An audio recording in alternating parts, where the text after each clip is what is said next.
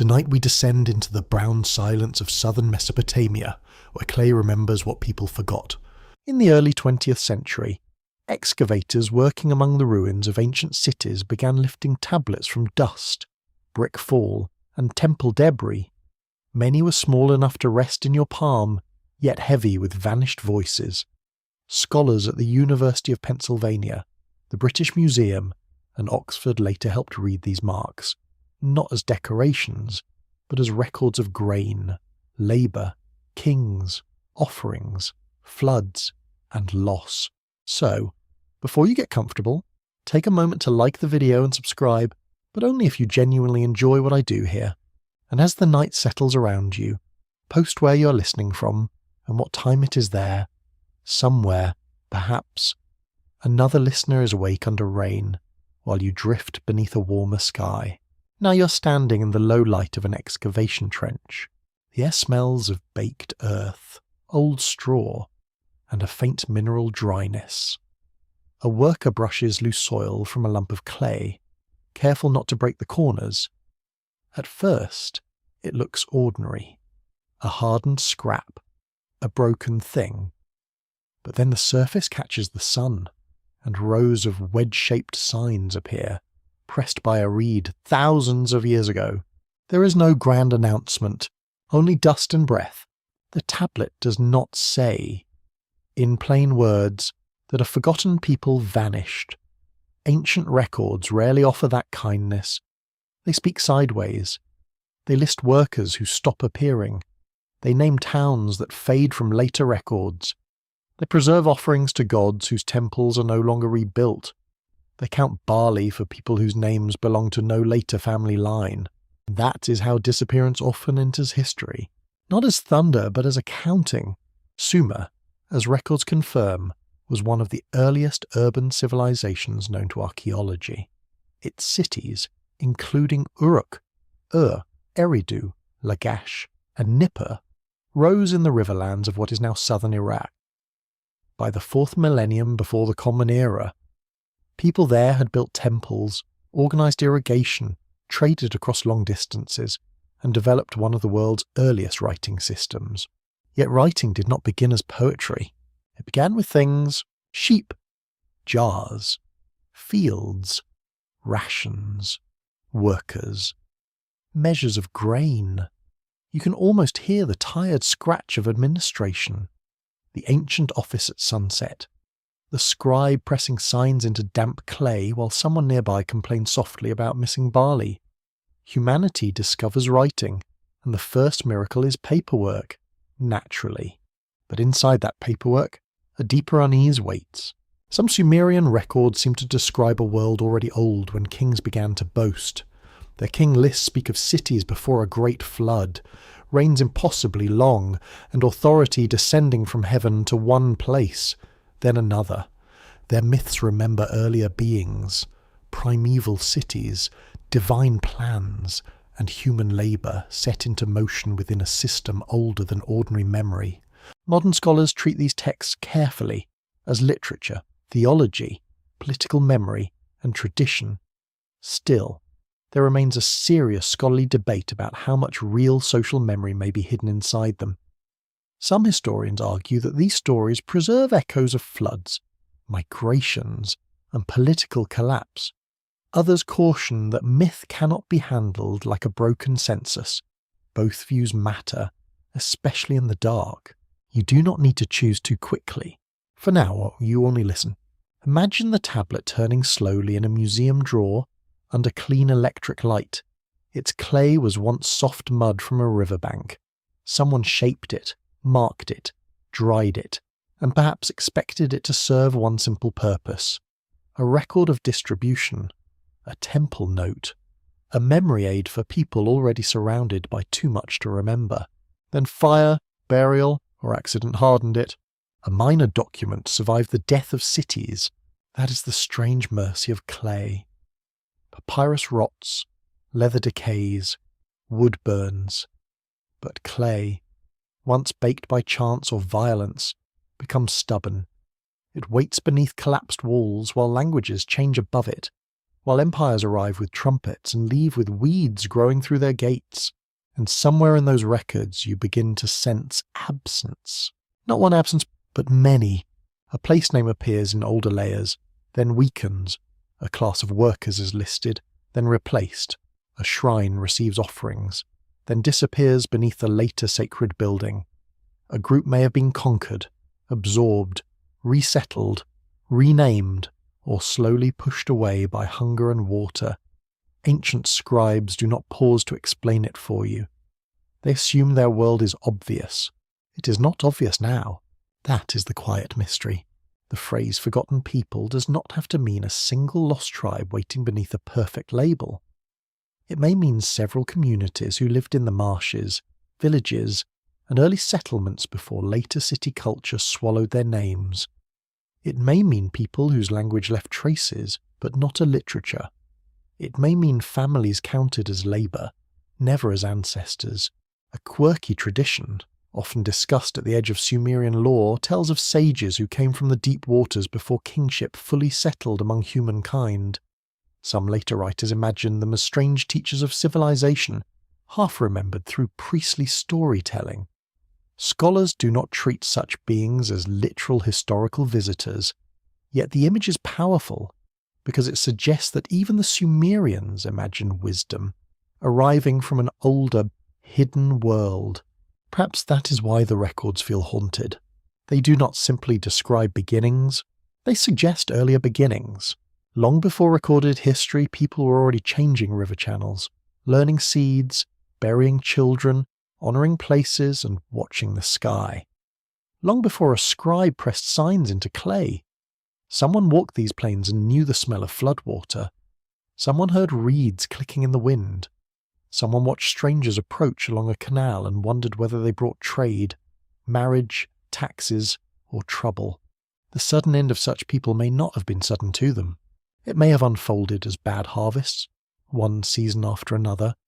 A canal silts up, a village elder dies, salt creeps into fields, a temple claims more labour, a river shifts away in the night, as rivers sometimes do, with ancient indifference. Then the young leave, the houses collapse. The name survives only because a scribe once needed to record a delivery. This is how a world ends quietly. You are left with fragments, tablet beneath dust, a sign nobody reads for thousands of years, a city mound rising above the flat land like a sleeping animal, holding potsherds, bones, seals, drains, floors, ash, and silence. Archaeologists call such mounds settlement layers. To the imagination, they feel more like time folded into earth. In the distance, the evening settles over Mesopotamia. The sky turns copper. The heat loosens its grip. Somewhere near the ancient marsh edge, birds move across the water in dark lines. You feel the roughness of baked brick beneath your fingers. You smell dust caught in wool and smoke from a low-cooking fire. The world is not empty yet. It is full of people who do not know they will become a mystery. And this is where the story must begin. Not with a lost city of gold, not with a single dramatic ruin, but with the unsettling possibility that Sumerian records, yes, in their careful lists and sacred traditions, preserve the outline of people already fading when history first learned to write. You look at the clay, and the clay gives almost nothing away. Still, its silence is not blank. It has weight. It has shape. Perhaps the forgotten did not vanish in 1 hour. Perhaps they were counted, moved, renamed, and absorbed. Perhaps they disappeared so completely because civilization itself learned how to remember kings, while forgetting the hands that raised the walls. And perhaps, as under the dust of the first written world, the oldest question is not who ruled, but who was erased when ruling began. Your mind drifts southward, into a land that seems unfinished, as though water and dust are still negotiating the shape of the world. The plain spreads wide beneath a pale sky. There are no mountains to hold the horizon in place, only a long shimmer where heat touches distance. The ground is cracked in some places, dark and wet in others, and everywhere the rivers leave their argument written in mud. Channels braid through the land. Pools gather beside reeds. date palms rise in green clusters, their fronds moving with a dry whisper above houses made of sun-baked brick. You walk toward the cities before the silence. They are not cities in the way a modern traveller imagines them. There are no glass towers, no bright avenues, no comforting map that tells you where everything belongs. These places climb slowly from the earth, built from the same mud that swallows them. Walls lean inward, alleys twist between courtyards, the streets smell of animals, crushed reeds, smoke, damp clay, and bread warming near a hearth. It is not romantic, it is alive. By the late 4th millennium before the Common Era, the settlement known as Uruk had grown into one of the largest urban centres of its age. Archaeological work by German expeditions, Iraqi scholars, and later university researchers revealed monumental buildings, mass-produced pottery, cylinder seals, and early writing there. The fact is simple, yet enormous. In southern Mesopotamia, people gathered in numbers that changed what human life could become. A city makes promises. It promises grain when your own field fails. It promises protection behind walls. It promises trade, marriage, gossip, skilled craft, and the thrill of not knowing everyone's grandmother. That last part is underrated, although probably stressful for ancient village elders. Yet a city also asks for something. It asks for labour. It asks for obedience. It asks you to measure time not only by sunrise and season, but by deliveries, quotas, festivals, and commands from people you may never meet. Somewhere inside this exchange, the forgotten people begin to blur. A fisher from the marsh, a farmer from an older village, a reed cutter whose family has lived beside slow water for generations. Once inside the city's system, they become units, workers, dependents, names. Sometimes not even names. You stand near a canal at dawn. The water is brown and patient.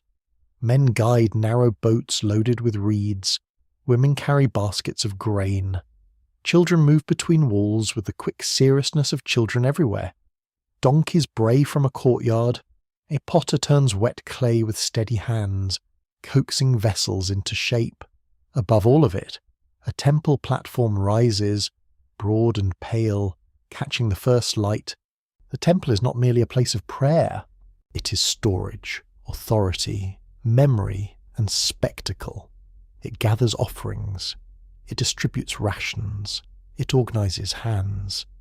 It reminds everyone that the city is watched from above, even when the sky appears empty. The higher the platform rises, the smaller the ordinary body feels below it. That may be the point. Records from early Mesopotamian sites confirm that temple institutions played a central role in economic life. Grain, wool, livestock, and labour moved through organised households connected to sacred authority. Scholars at Yale and the University of Chicago have long studied these administrative systems, noting how the first written records are deeply tied to management, not storytelling. This gives the ancient city its first voice, and the voice sounds like inventory. Still, inventory can be intimate. A measure of barley means someone eats. A count of sheep means someone spends the afternoon in dust and flies. A ration list means a human body is expected somewhere, doing something, under a sun that does not care about bureaucracy. The clay records look cold in a museum case, but they once belonged to sweat, hunger, and the soft ache in the shoulders after a long day. Then there are the places beyond the city edge. The marshes shimmer under morning haze, fish stir beneath the surface, birds lift suddenly, white against the bronze water. People cut reeds with practiced motions, bundle them, carry them, build with them, sleep beneath them, and burn them when the night turns cold. Their world is not separate from the city, but it is older in feeling. It bends with the water. It listens to wind.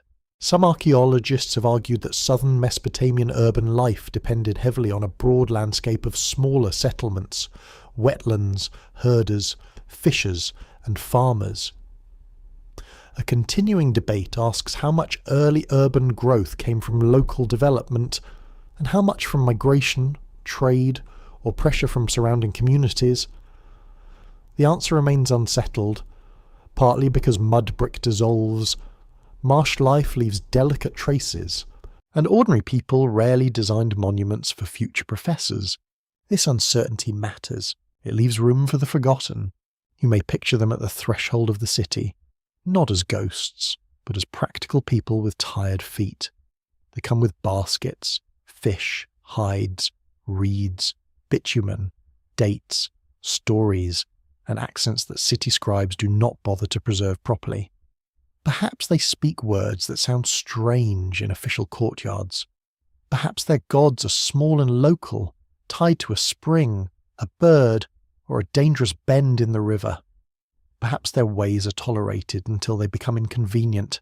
No horn announces their ending. No scribe writes, "Today, an old world disappeared." Instead, the settlement map changes. The largest centres grow heavier, smaller places thin out, a canal becomes more important than a village, a temple household absorbs seasonal labour, a name once tied to a place becomes only a label in a list. When generations pass, people speak of ancestors, but not every ancestor is invited into the story. That is a quieter kind of death. Not bodily death, at least not always. Memory death. The plain itself encourages this forgetting. Southern Mesopotamia is a landscape of movement disguised as flatness. Rivers shift, silt builds. Floods open new channels and abandon old ones. Fields thrive, then sour. Salt rises through irrigated soils, leaving pale crusts where barley once stood green. A city that seems eternal is always bargaining with water.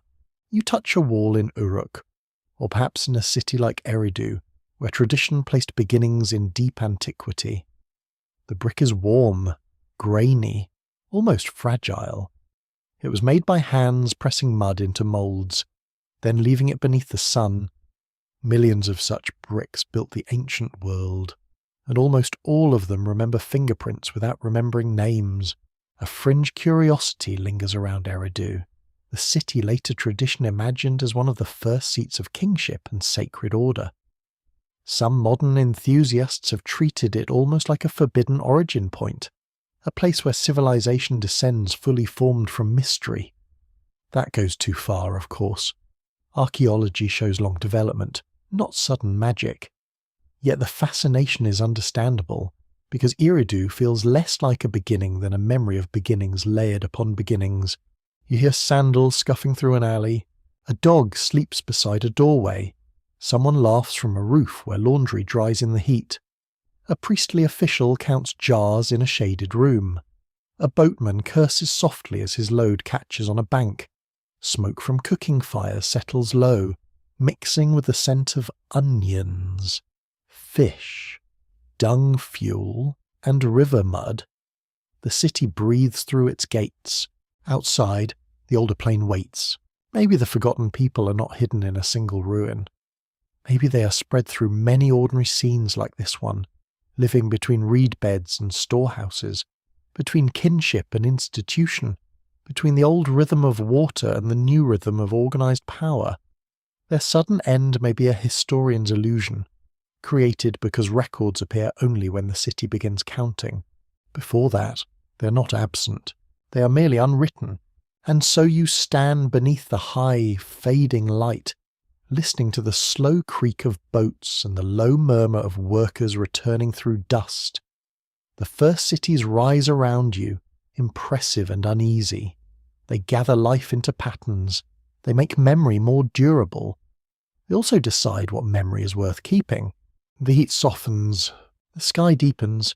On the far edge of the plain, reeds bend in the evening wind, and the settlements of older lives settle into shadow. You sense that civilization has not arrived alone. It has brought its ledgers, its walls, its sacred platforms, and its appetite for order. Beneath that order, older human worlds continue for a while, then grow harder to see.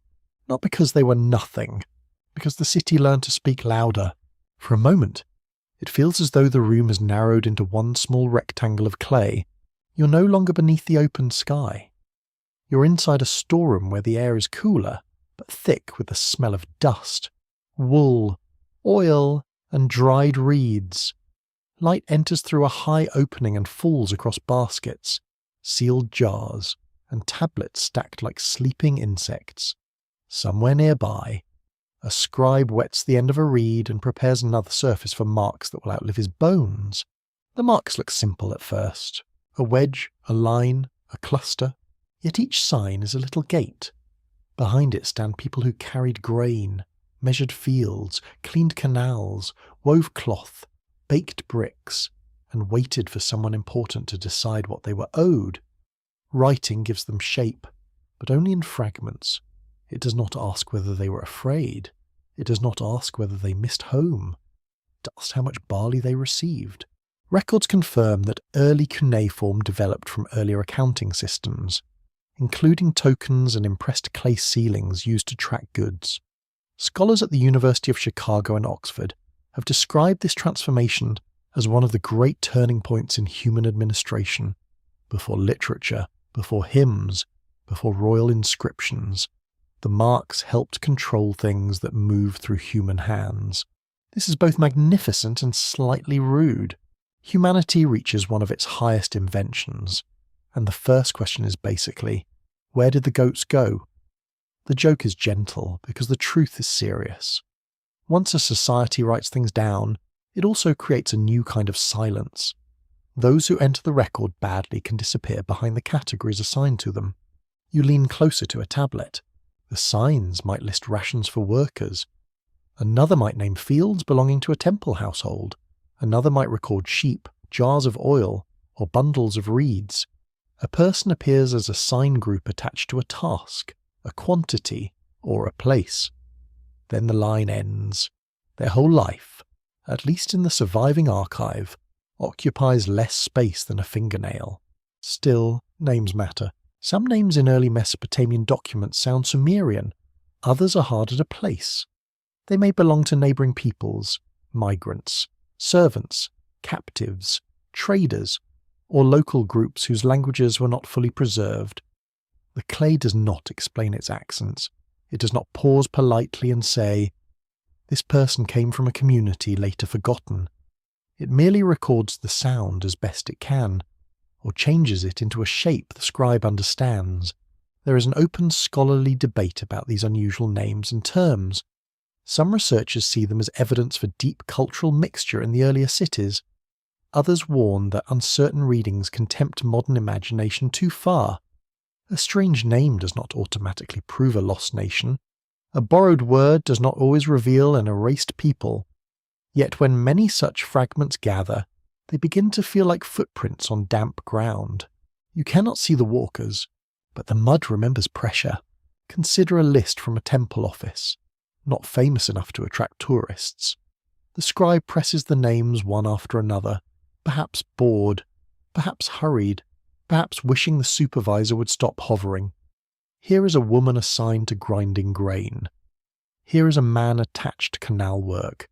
Here is a child counted with a household. Here is someone identified by a place name that later vanishes from the record. Here is another, marked only by occupation. No song accompanies them, only the reed. What survives is not a people's self-portrait, but an administrative reflection. It is like seeing a face in rippled water. You sense eyes, mouth, and movement, but the image shivers whenever you try to fix it. This is why the forgotten are so difficult to approach. They did not leave a manifesto. They did not carve triumphs on stone. They appear where larger institutions needed them visible, then fade where those institutions no longer cared. The tablets also preserve categories that feel blunt to modern ears. Workers may be grouped by sex, age, origin, status, or function. Some were free dependents, some were bound to institutions. Some may have been prisoners or displaced labourers. The details vary across time and place, but the pattern is clear enough. In Sumerian society, identity could be organised for work, and work could become the main way a person entered memory. That is a cold doorway, yet through it you glimpse warmth. The ration tablet implies a kitchen somewhere. Grain must be ground, mixed, cooked, and eaten. Oil must be poured. Beer must be brewed, because Mesopotamians took beer with impressive seriousness.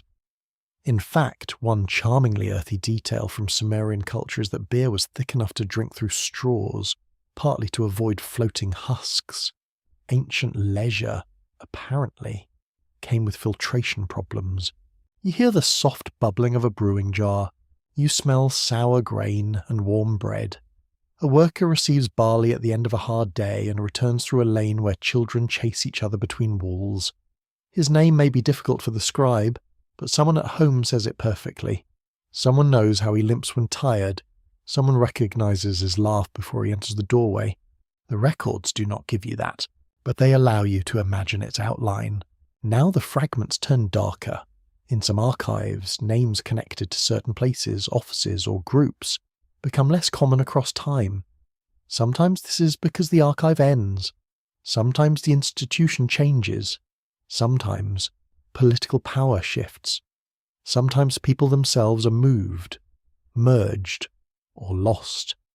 The danger is to make every gap into catastrophe. The greater danger is to assume gaps mean nothing. Between those dangers, the historian walks slowly. Sumerian tablets reveal a society that counted with discipline, but not with tenderness. They preserve patterns of land, labour, and offering, while leaving personal grief almost invisible. If a forgotten population ended suddenly, the tablets might show it indirectly, a missing delivery, a broken sequence, a settlement name no longer attached to rations, a new term replacing an older one, a silence where repetition once lived. This is why the smallest records can feel unsettling. A king may lie, a myth may soar. A ration list simply continues until it does not. It has no interest in drama. It does not flatter the dead. It is too practical to mourn, which is exactly why its quiet changes matter. Your fingers hover above the clay, though in a museum you would never touch it. You imagine the pressure of the reed entering damp earth. Each mark is a decision made by the hand. Press too lightly, and the sign fades. Press too deeply, and the clay breaks. Writing, like memory, requires just enough force. A fringe tidbit sometimes whispered around ancient writing is the idea that cuneiform tablets contain secret codes from before-known civilization. Most of that belongs to fantasy, and the tablets are already strange enough without dressing them in glitter. The real secret is plainer and more haunting. They show ordinary systems becoming powerful enough to absorb entire lives into columns and totals. No hidden cipher is needed. The archive itself is the mystery. You look again at the names scratched into clay. Some are clear, some are broken, some are restored by scholars from damaged signs, with caution and small question marks. Every uncertainty feels human. Perhaps a missing wedge once carried part of a name. Perhaps the broken corner held the place someone came from. Perhaps the only surviving trace of a family line was lost when a tablet cracked under rubble. There is no way to recover everything. The room grows dimmer. The scribe finishes his work and sets the tablet aside. It is still soft. It smells of wet river mud. He cannot know that people far away in time will lean over this object, searching not only for numbers, but for absence. He cannot know that his routine marks will become evidence in the long search for those who slipped beneath official memory. Outside, footsteps pass through the courtyard. A jar seal dries. A basket is lifted. A voice calls for someone whose name may never be written again. The city continues, confident in its lists. The archive grows, tablet by tablet, gathering the world into signs. And somewhere between those signs, the forgotten people wait. Not fully named, not fully gone. The cold edge of a clay shelf presses against your palm, and the question changes shape. It is no longer simply whether forgotten people existed. The deeper question is whether they disappeared as strangers, or whether they became so deeply mixed into the city that their old name lost its usefulness. Some endings burn bright enough to be seen across centuries, others dissolve like salt in a river. They are still there, but no one can point to them. You are standing near the boundary of a growing settlement.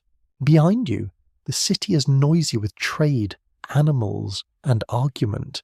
Ahead of you, smaller houses scatter into the plain, their walls lower, their courtyards simpler, their lives less visible to power.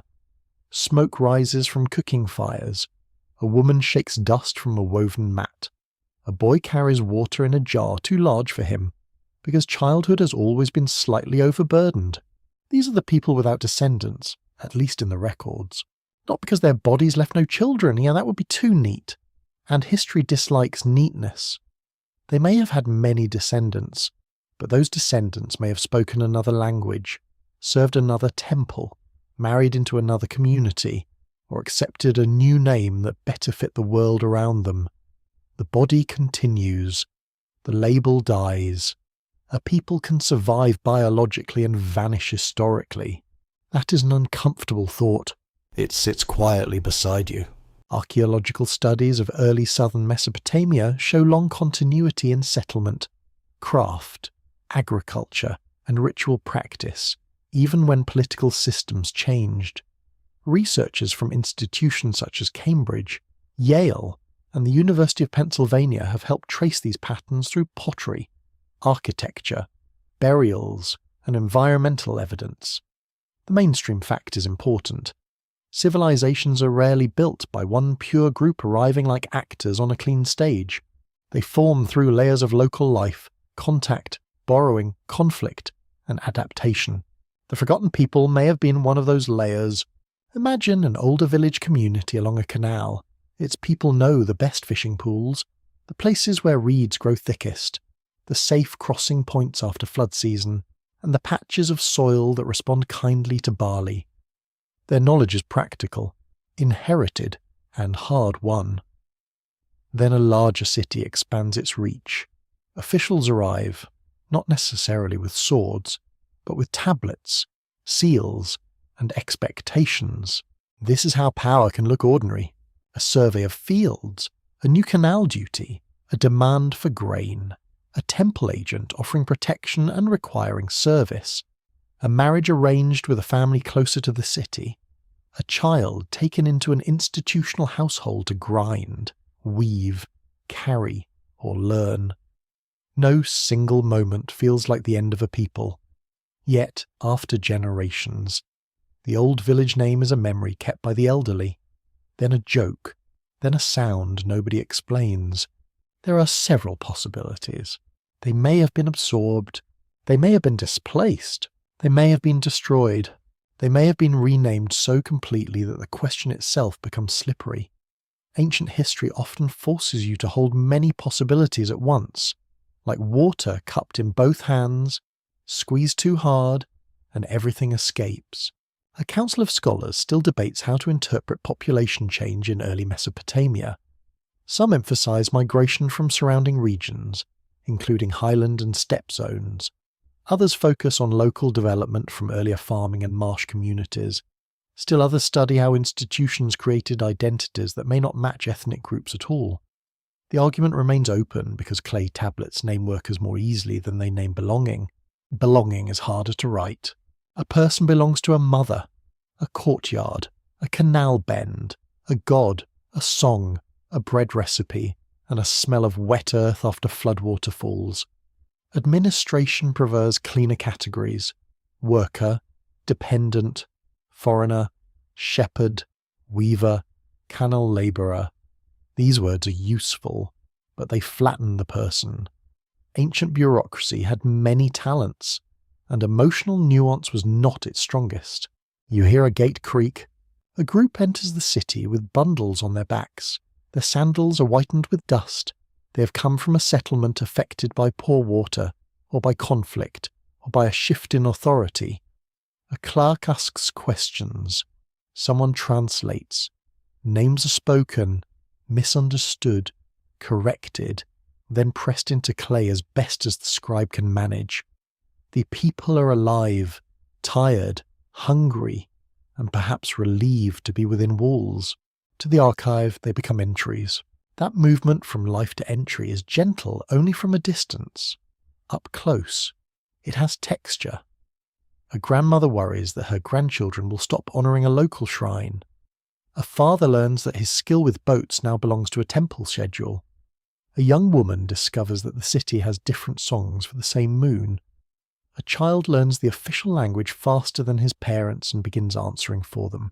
So the ending happens inside the family. It happens around the hearth. One generation still remembers the old name. The next remembers that the elders used to say it. The next knows only that there were people from somewhere near the marshes, or the old canal, or the village swallowed by silt. By the time a later scribe looks back, there is no people left to record, only a settled population under newer names. A quirky fringe idea sometimes claims that the Sumerians themselves appeared from nowhere, as if they dropped into Mesopotamia with cities, writing, and temple plans already packed.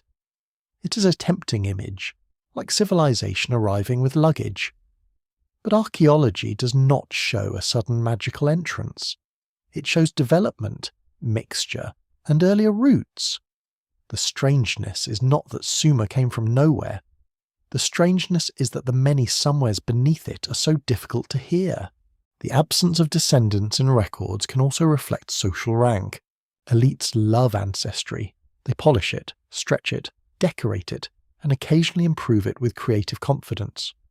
Ordinary people tend to leave different traces. A burial without inscription, a broken grinding stone, a child's footprint hardened near a work area, a cooking pot repaired because no one sensible throws away a useful pot just because it looks tired. These things do not declare lineage, but they speak of continuity. You step into a small house. The floor is packed earth. The walls hold the day's heat. A clay oven sits near one corner. Reed mats soften the sleeping space. On a low shelf are vessels for oil, grain, and water. The room smells of smoke, old wool, and crushed herbs. It could belong to a family from any group, which is part of the problem. Archaeology often finds households before it can name identities. People live in ways that overlap. They cook similar food, borrow neighbouring tools, imitate useful designs, and marry across boundaries when life requires it. Culture is not a sealed jar. It leaks, it absorbs, it stains. The forgotten people may therefore appear not as a separate material culture, but as habits inside another culture, a boat design, a field term, a ritual gesture, a method of weaving reeds, a lullaby translated badly, then well, then completely. Perhaps they did not leave descendants under their name. Perhaps they became ancestors without recognition. This possibility softens the tragedy, but only slightly. Survival without memory is still a kind of loss. A people may continue in hands, faces, skills, and stories, while their own account of themselves is gone. They become necessary to history, yet unnamed by history. That is a cruel arrangement, although not an unusual one. You notice the city again. It is larger now in your mind, more complicated, less innocent. Its walls do not merely protect, its archives do not merely preserve, its temples do not merely comfort. They organize the living so efficiently that older forms of belonging can be rearranged beyond recognition. The forgotten people may have ended not at the edge of civilization, but inside its embrace. That is the unsettling part. The city does not need to hate you to erase you. It only needs to rename your duties, redirect your children, absorb your gods, and turn your village into a district. It only needs time, records, and the quiet authority to decide which names matter. The sun lowers over the plain. In the fading light, a family crosses a canal bridge toward the city gate. Their shadows stretch long across the dust. They carry baskets, tools, and a small bundle wrapped in cloth. Perhaps inside it rests a household charm, a token from a shrine no official list will ever mention. The youngest child looks back once, not because history requires symbolism, but because children look back when leaving home. Then the gate receives them. The city continues breathing. Their old name travels with them for a while, spoken softly indoors, then less often, then rarely. In the clay records, they may appear tomorrow under new terms. In the blood of later generations, they may remain. In the memory of institutions, they may vanish almost at once. And so the people without descendants may be everywhere. They may be beneath every later name. The sound of a reed stylus fades, and another kind of record begins to murmur. This one does not feel like an account book. It feels ceremonial, polished by priests and copied by scribes who know they are handling more than numbers. You stand in a chamber where the light is thin, and a tablet rests before you with the names of rulers arranged like stepping stones across impossible time. City follows city, king follows king, reign follows reign. Then the mind stumbles. The numbers are too large. They stretch beyond ordinary life.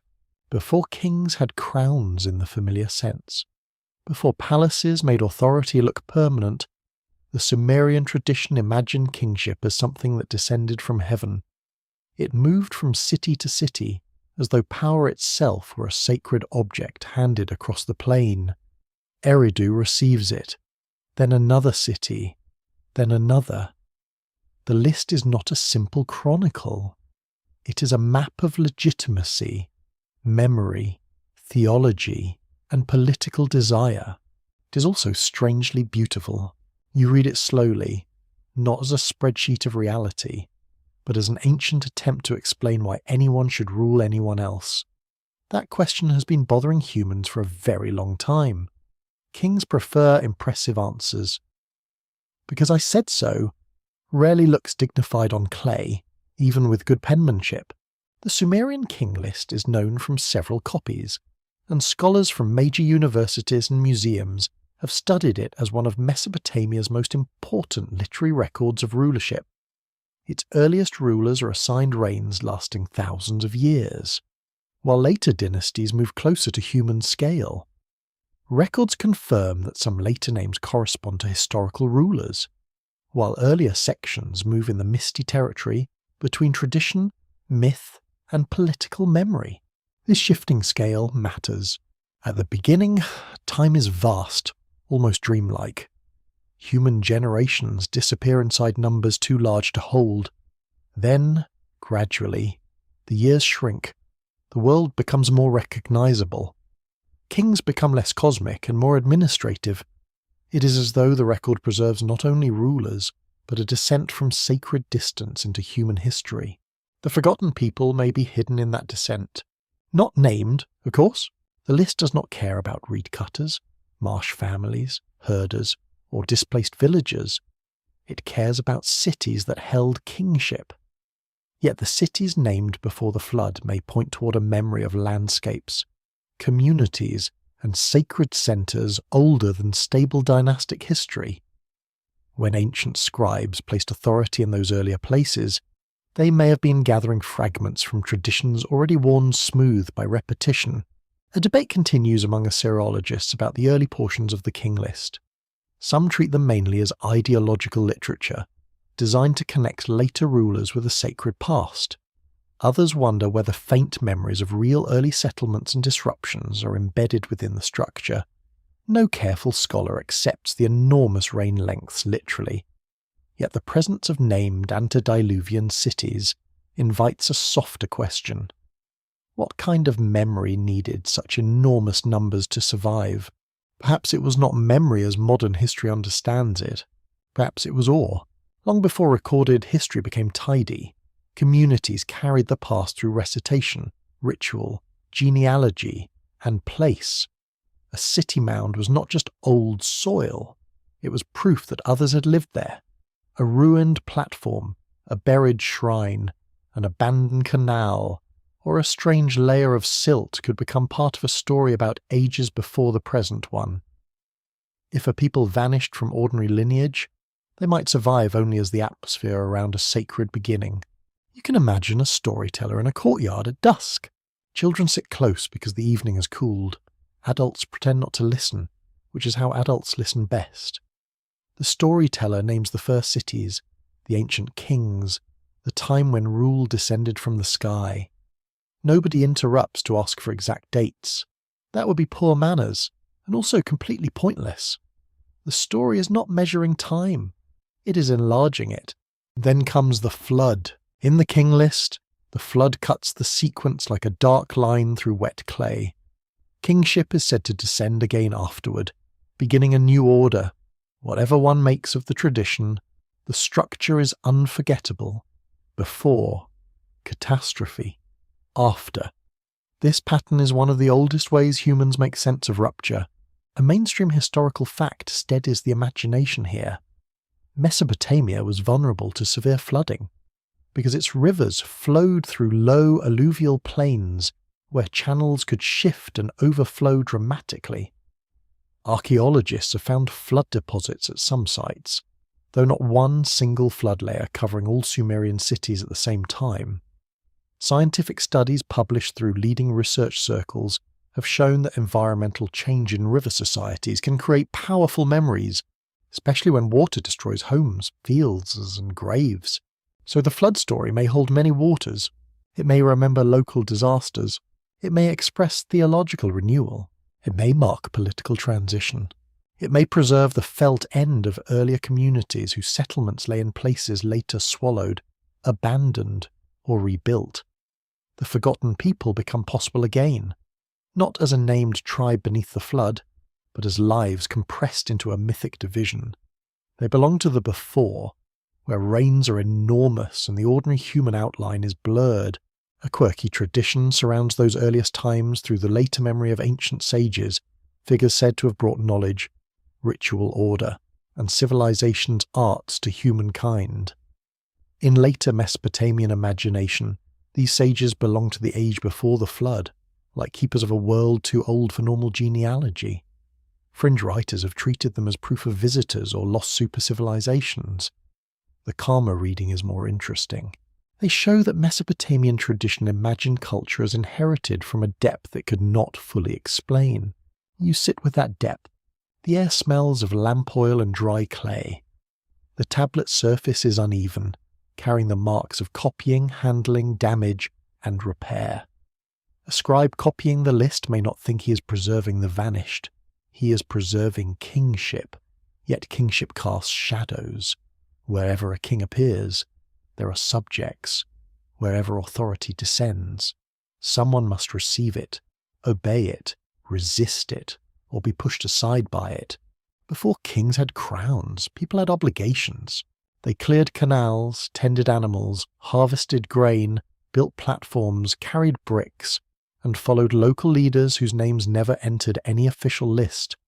When the later tradition remembers only the city that held power, the population beneath that city becomes like the foundation under a temple, absolutely necessary and mostly unseen. You notice how the king list moves authority from place to place. This movement suggests a world where cities competed to claim cosmic importance. No city wanted to be merely practical.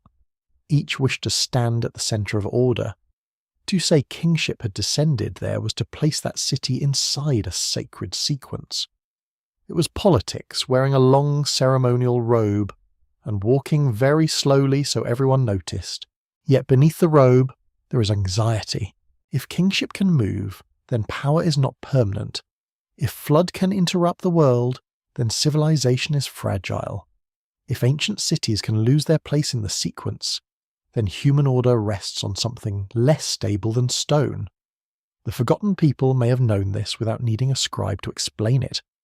They lived where rivers moved, where officials arrived, where crops failed, where old shrines lost patrons, where one city's rise could mean another settlement's fading.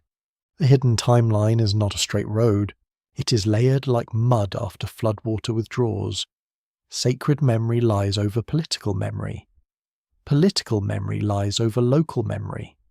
Local memory lies over actual lives. Actual lives lie over older burials, older hearths, older paths worn into the plain by feet with no surviving names. This is why the old list feels so powerful at night. It does not answer the mystery, it deepens it.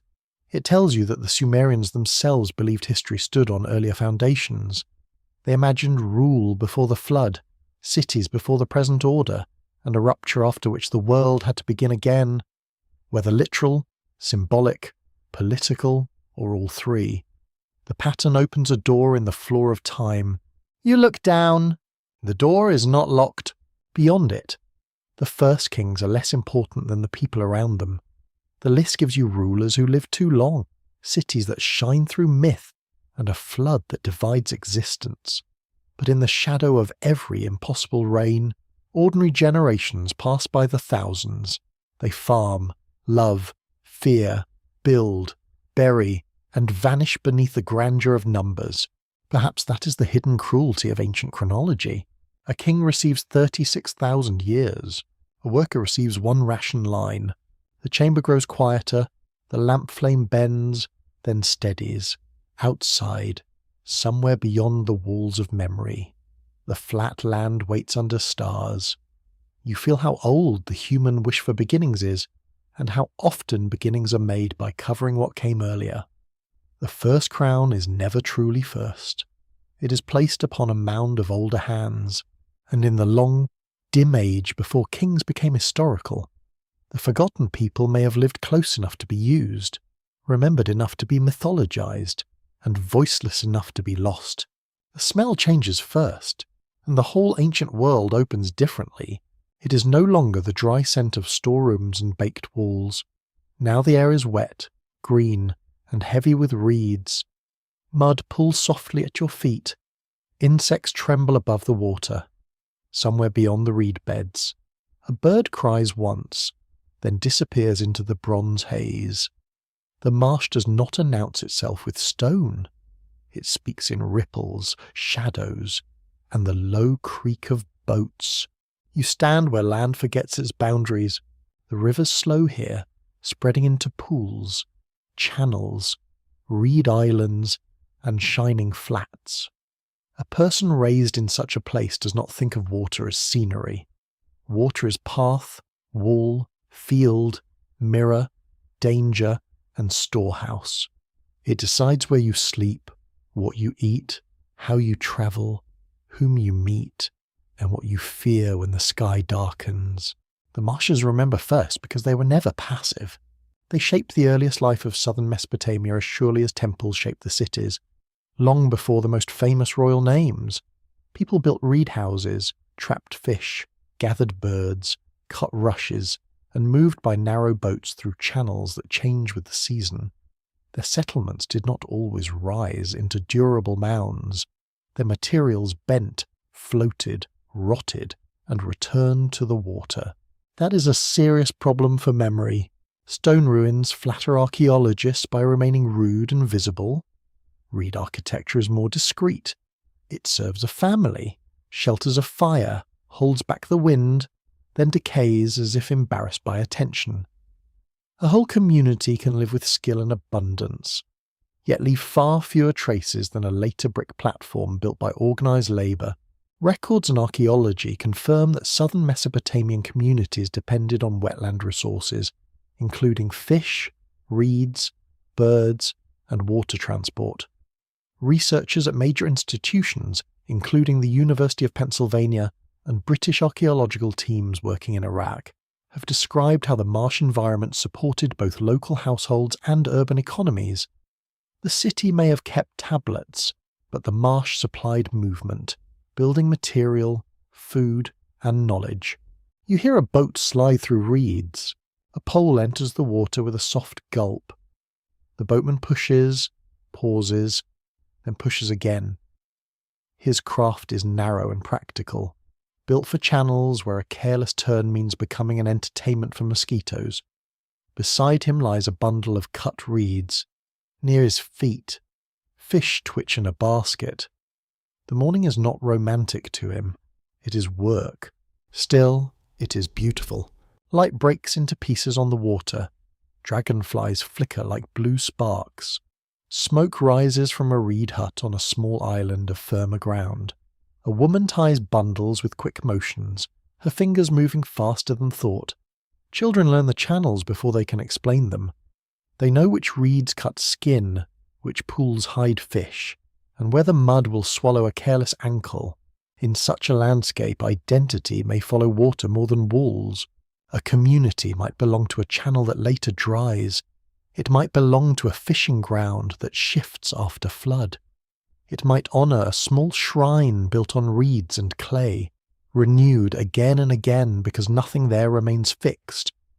When a city scribe records people from this world, he may flatten them into occupational labels: fisher, reed cutter, boatman, bird catcher, useful categories.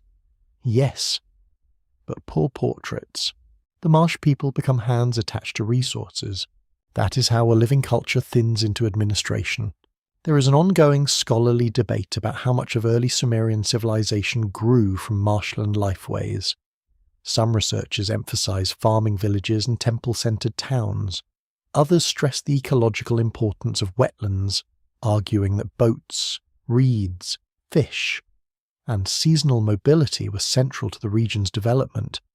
The difficulty is that water cultures often leave soft evidence.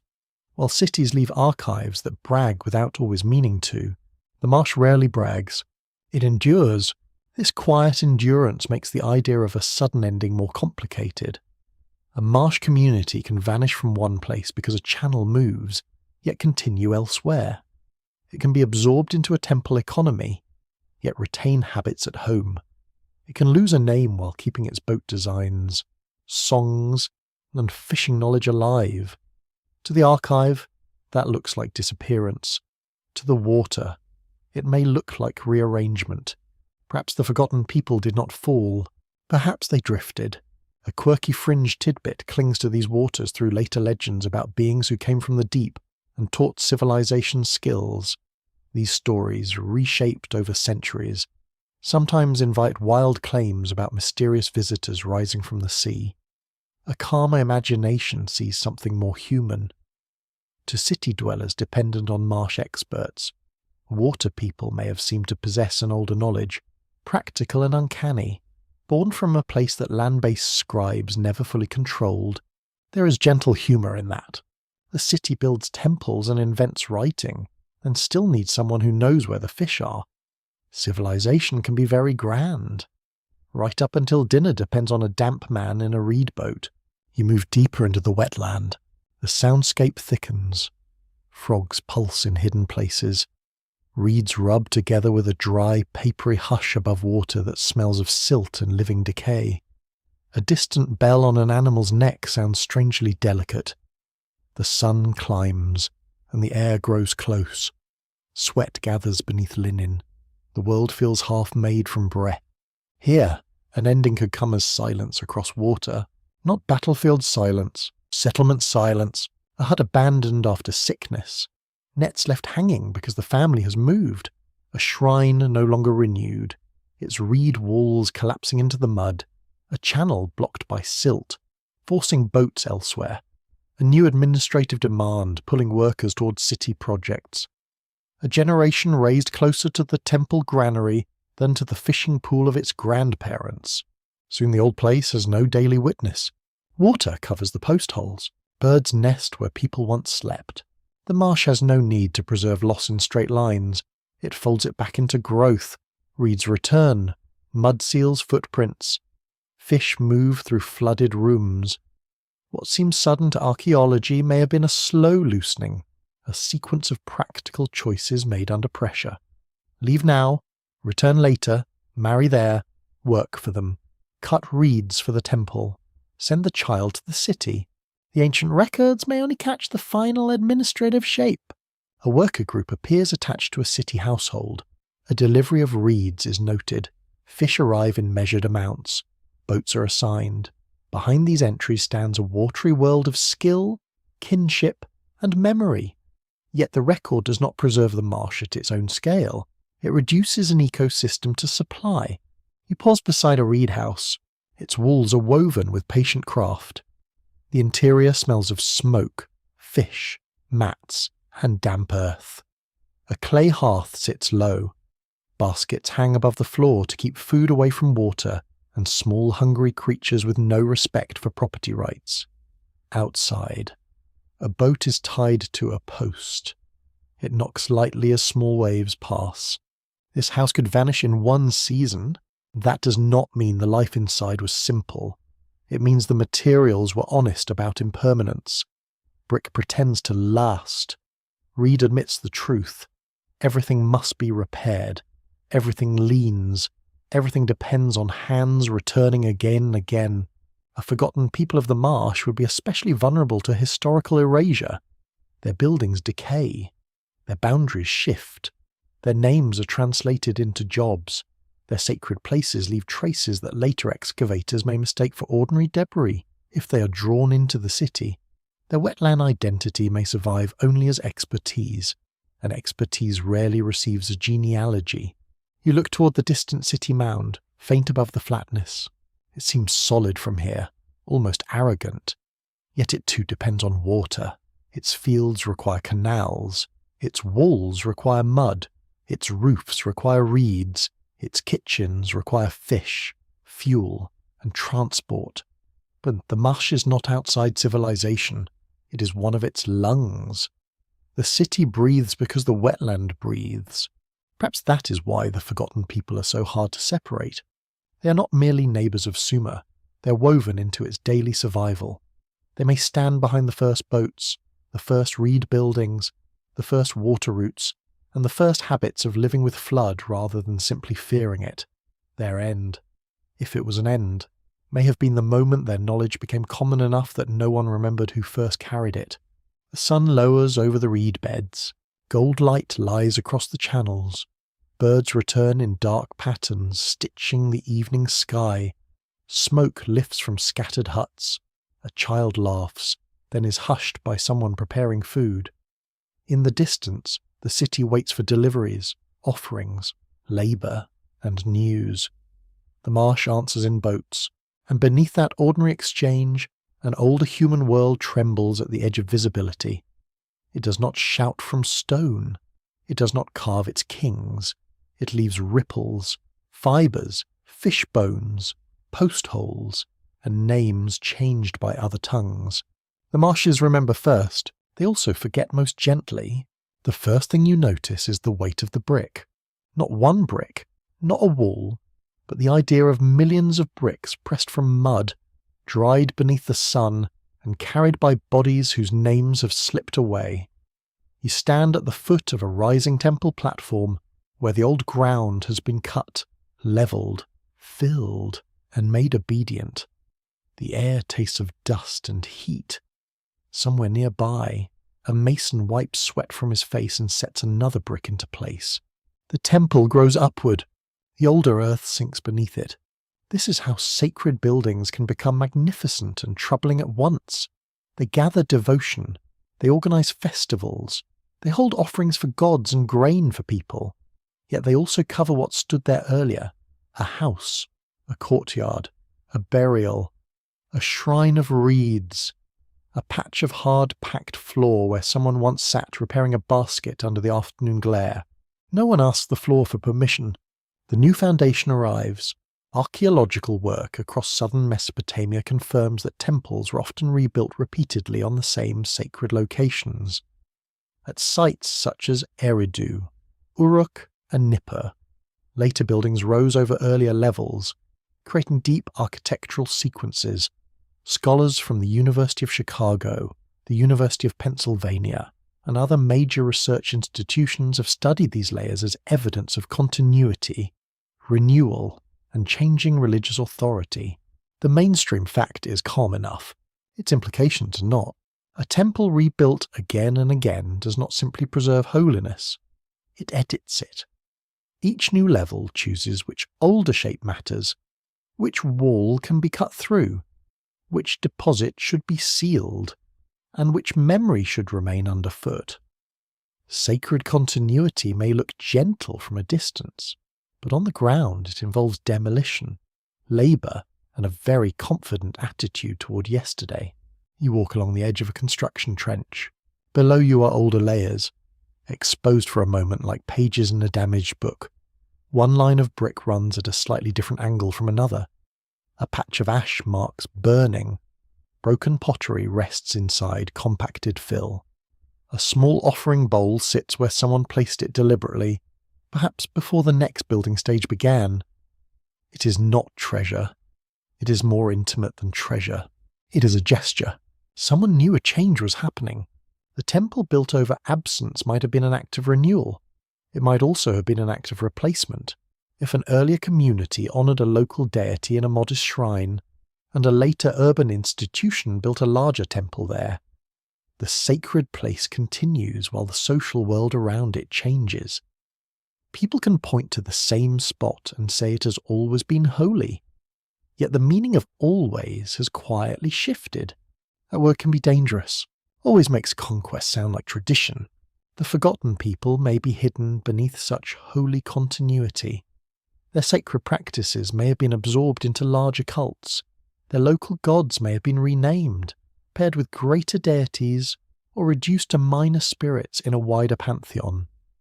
Their ancestors may have been buried near places later paved, raised, or sealed beneath public architecture. A building can honour the past while preventing anyone from seeing it clearly. This is not hypocrisy, exactly. It is how civilizations grow. A continuing debate among archaeologists and historians concerns how early temple institutions transformed older community rituals. Some scholars see gradual development, where local cult places expanded with increasing social complexity. Others emphasize institutional control, suggesting that temples helped concentrate wealth, labor, and authority in ways that reshaped older traditions. The evidence is often architectural, fragmentary, and stubbornly quiet. Architecture does not confess, it only remains. You step into the shadow of a temple wall. The brick surface is rough beneath your fingertips, warm where the sun has struck it, cooler in the cracks. You smell bitumen, straw, sweat, and the faint sweetness of stored dates. Workers move in lines, carrying baskets of earth. A supervisor counts loads. Someone chants softly to keep rhythm. The platform becomes higher, basket by basket, while the old ground disappears. There's a strange tenderness in the labour. There is also exhaustion. No sacred monument rises without ordinary backs. Every elevated shrine depends on people moving mud from one place to another, then doing it again and again and again. The gods receive height. The workers receive sore knees. Ancient religion, like modern renovation, had a budget, a schedule, and probably someone insisting it would be finished sooner than it was. A quirky fringe idea sometimes imagined temple platforms as mysterious energy machines or landing stages from a hidden age. Such claims drift far beyond responsible evidence. Yet the fascination reveals something real about these structures. They were designed to alter human feeling. When a temple rises above the plain, it changes the horizon. It makes authority visible from far away. It tells every approaching traveller that the city has a centre, and the centre is not you. The forgotten people standing below would understand that message. Perhaps they helped build the platform. Perhaps their older shrine lay beneath it. Perhaps they brought offerings to the new god because refusing would be unwise, or because belief itself had changed sincerely over time. Human hearts are complicated. They can grieve an older custom while kneeling in a newer sanctuary. They can adapt, obey, and still remember. For a while. Then the memory becomes ritual without explanation. A priest pours water at dawn. A singer performs a hymn. A family brings oil, barley, or a small animal. A child asks why the offering is made this way. Someone answers with a story already simplified by generations. The story may contain a strange phrase, an odd gesture, a sacred object whose meaning no one fully understands. There, perhaps, an older people survivor's habit. You notice the floor. It has been swept until it shines faintly in the lamplight. Above it, incense smoke gathers under the ceiling, bitter and resinous. The smell clings to hair and cloth. Offerings rest in bowls. A statue's eyes catch light from a flame. Outside, the city murmurs. Inside, time feels thick, as if every rebuilding has pressed the past closer rather than removing it. Temples are memory machines, but they are selective machines. They preserve sacred location, not every community that used it. They preserve divine names, not every family that prayed there. They preserve offerings, not every hunger that brought them. A forgotten people can therefore vanish inside holiness, transformed from worshippers into foundation fill, from founders into anonymous ancestors of a cult they no longer control.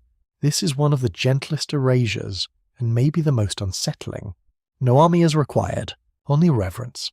A later generation points to the great temple and says, "This is where the god has always lived." They're not lying, not exactly, as they're inheriting a truth that has been polished smooth. Beneath the platform, older walls sleep in darkness. Beneath those walls, perhaps, are packed floors from a smaller community. Beneath those, ash from hearths, child burials, reed impressions, and the faint marks of a world that did not know it would become a foundation. You stand at sunset as the final basket of soil is emptied. Dust rises orange in the last light. A worker coughs. A priest speaks words over the prepared surface. A small object is placed into the ground, sealed where no casual eye will find it. The act feels solemn. It also feels final. Whatever lay open is now closed. The temple will receive prayers. The absence below will receive silence. And yet silence is not nothing. It presses upward through the building, through rituals, through odd survivals nobody can explain. It lives in the choice of a site, in the strange persistence of a festival date, in a local offering that city theology never fully absorbs. It waits beneath brick, patient as clay. You look up at the finished platform. The sky behind it is deep blue. The first stars appear from the top. Someone will see canals, roofs, fields, and reed beds fading into night. From below, the structure feels almost eternal. But you know it is layered, and every layer is a decision. The forgotten people may not lie outside the temple world. They may lie beneath its very steps. The temple lamps burn low, and the gods begin to feel older than their names. You stand in a sanctuary where incense gathers in pale layers beneath the ceiling. The air tastes bitter and sweet, like resin melted slowly over coals. A priest moves softly across the floor, careful with each step, as though sound itself might disturb the presence seated in the room.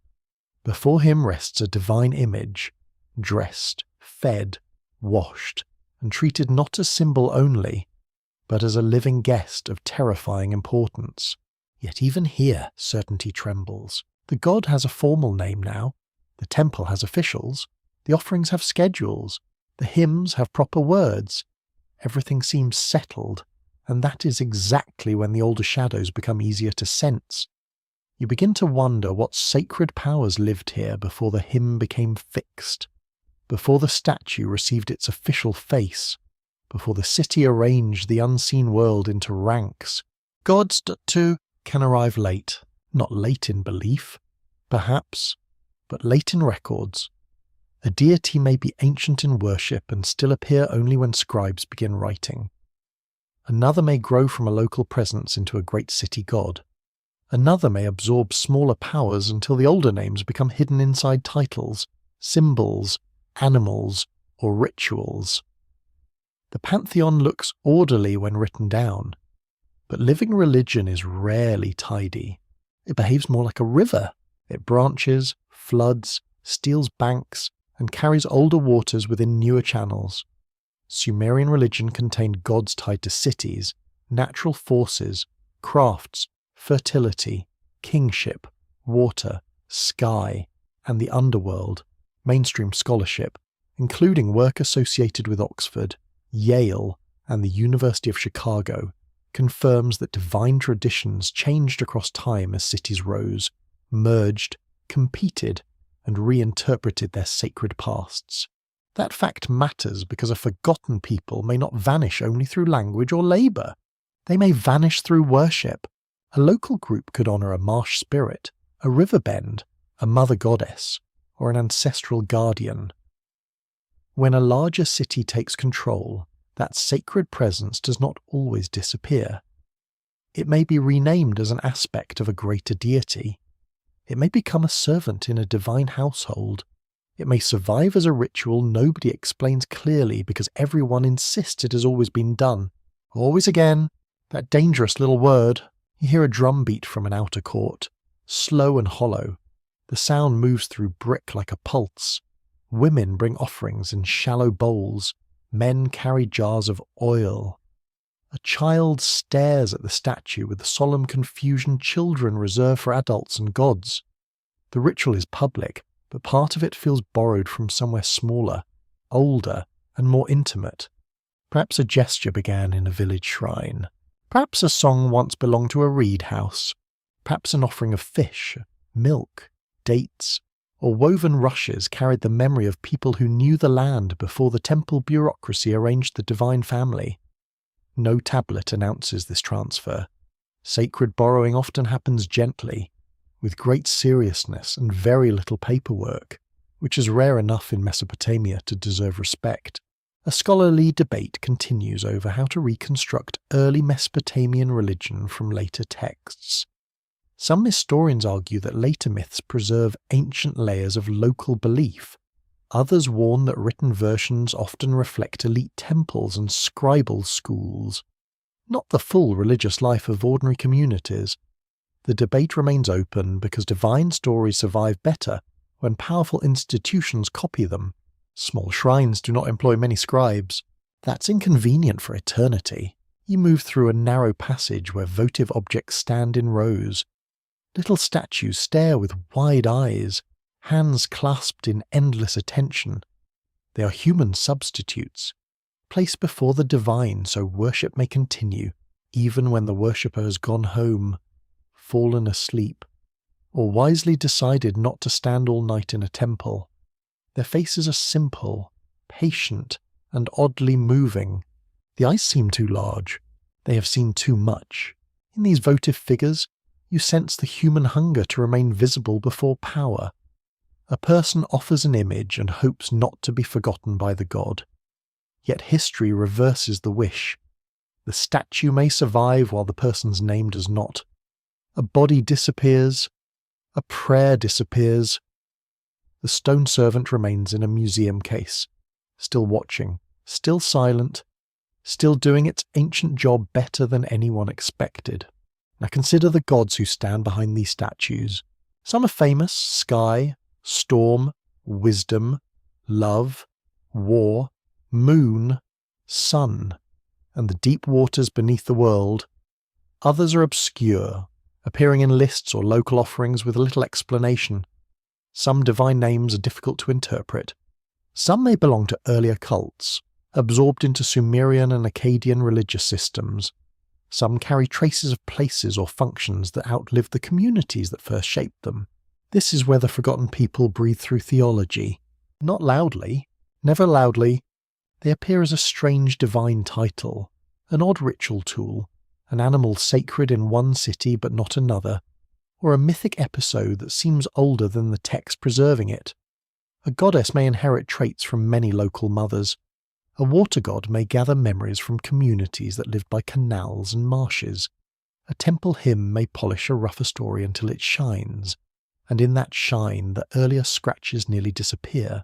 A quirky fringe tidbit often circles the divine figure of Enki, lord of fresh waters and hidden wisdom.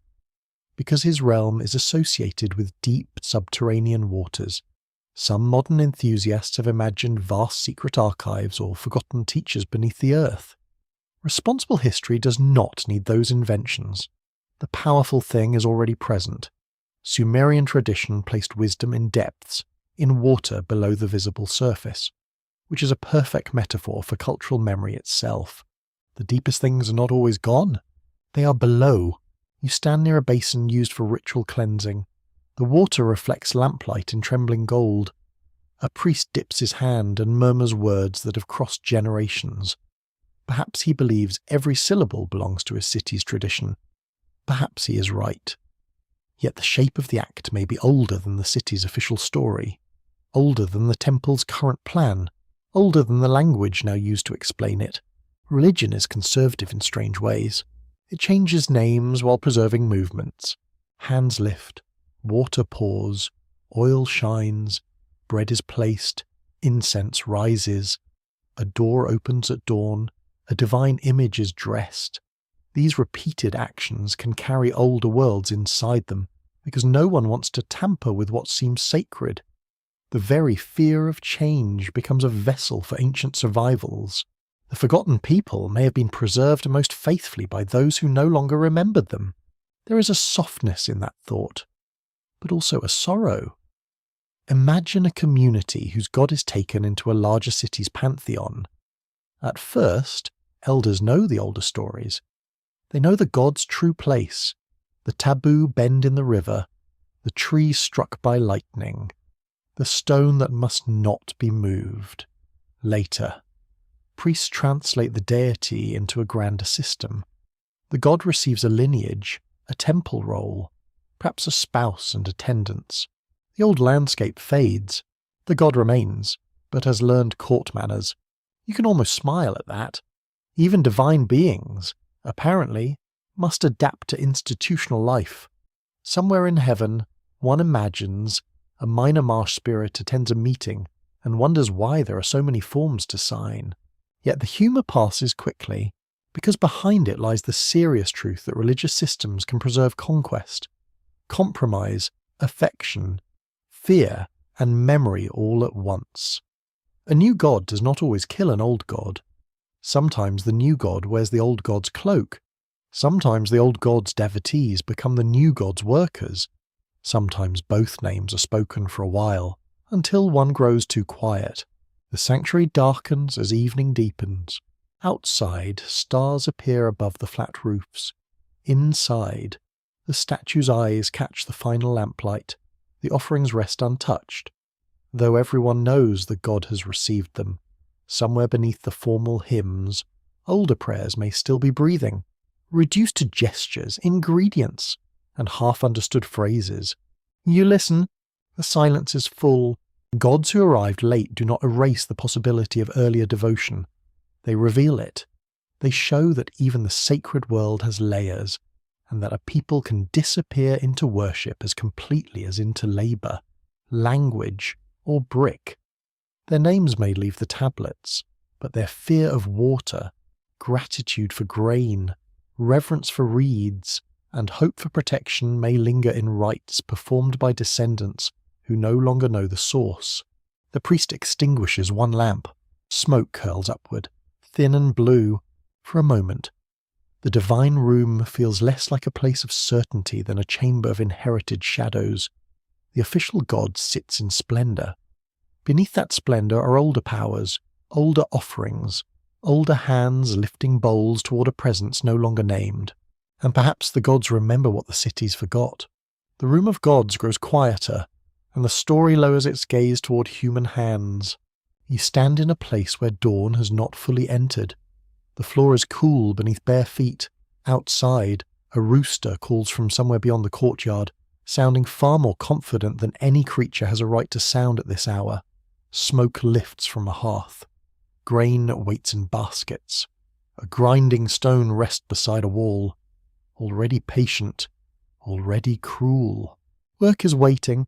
In the old Sumerian imagination, work is not merely a human habit. It is woven into the structure of existence.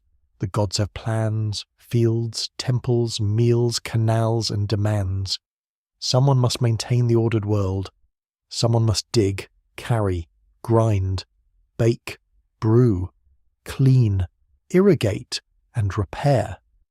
In certain Mesopotamian creation traditions, human beings appear not as accidental creatures wandering into history, but as beings shaped to take up labour within a divine system. That idea is unsettling. It is also very practical. Records from Mesopotamian literature confirm that myths such as the story of Atrahasis describe humans being created to relieve divine beings from exhausting work. Scholars at universities including Oxford, Yale, and Chicago have studied these texts as reflections of ancient ideas about labour, hierarchy, and the relationship between gods and people. The myth is not a modern employment contract, thankfully, but it does imagine humanity inside an ordered economy of service. You can almost hear the ancient joke beneath it. Even the gods, apparently, wanted someone else to handle canal maintenance. One sympathises, just a little. Digging irrigation channels in southern Mesopotamia under a hard sun is not exactly a relaxing hobby. If divine beings complained about it, they may have had a point. Still, the myth does more than amuse. It explains why human life feels burdened. It places sweat into cosmic history. It tells a farmer, a brick carrier, a miller, or a temple servant that work is not simply imposed by a local official with an impressive seal. Work belongs to the very design of the world. That can comfort. It can also trap. You enter a courtyard where women grind grain. The rhythm is steady, stone against stone. It is a dry, rasping sound, intimate and endless. Fine dust rises and clings to skin. Shoulders bend, wrists repeat the same motion until muscle and memory become one thing. Nearby, someone kneads dough. Another person stirs beer mash in a jar. A child watches and learns that survival has a sound, and the sound is repetition. Here humanity's role becomes visible, not as a grand species crowned by destiny, as bodies in motion. The creation myths speak from the high places of theology, but the tablets of administration speak from courtyards like this. Rations are distributed because labourers must eat. Fields are measured because grain must return. Workers are assigned because canals fill with silt. Walls crumble, and temples do not politely maintain themselves. The forgotten people may have entered Sumerian memory through this doorway of labour. If older communities were drawn into urban systems, their identities may have been translated into tasks. Reed cutters become temple suppliers. Fishers become delivery groups. Marsh boatmen become transport labour. Farmers from smaller settlements become dependents in great households. Their old stories shrink as their work becomes legible to institutions. A scholarly discussion remains open about how early states in Mesopotamia transformed household labour into institutional labour. Some historians emphasise cooperation and redistribution, where temples helped coordinate food and survival. Others stress inequality, coercion, and the growing ability of elites to command bodies at scale. The evidence can support more than one mood. Ancient institutions could feed people and control them at the same time. That is not a contradiction. It is civilization. You walk past a group carrying bricks. Each brick is simple, almost humble, but 1,000 of them become a wall. 10,000 become a platform. More than that, and a city begins to claim eternity. The carriers step carefully through dust, balancing loads against shoulders and backs. Their conversation is low. They laugh once, because humans laugh even while being used by history. And that may be our most stubborn talent. The mythic question lingers. Why were humans created? To serve the gods, say some texts. To maintain temples, fields, and offerings. To feed the divine order with bread, beer, incense, song, and obedience. Yet in practice, serving the gods often meant serving the institutions that represented them. A temple needed labourers. A city needed grain. A king needed legitimacy. A scribe needed numbers that behaved themselves, which numbers rarely do unless people are made to behave first. You sense how easily sacred purpose and social control can blend. A worker may believe sincerely that his labour pleases the god. An official may believe sincerely that organising labour preserves order. A family may depend on rations distributed by the institution that also limits their freedom. No one needs to be a villain for the system to become heavy. That is the quiet discomfort of ancient history. It does not always offer clean enemies. The forgotten people may have been caught in that weight. Their end might not be a massacre, though violence was never far from ancient life. Their end might be a change in purpose, once they belong to themselves, to kin, to wetland, to field, to shrine. Then they belonged on tablets, inside schedules, under overseers, within a divine economy that explained their toil as necessary. That kind of ending is difficult to mourn because everyone still appears alive. They are present. They work. They eat. They have children. Yet the older pattern of life has been rearranged.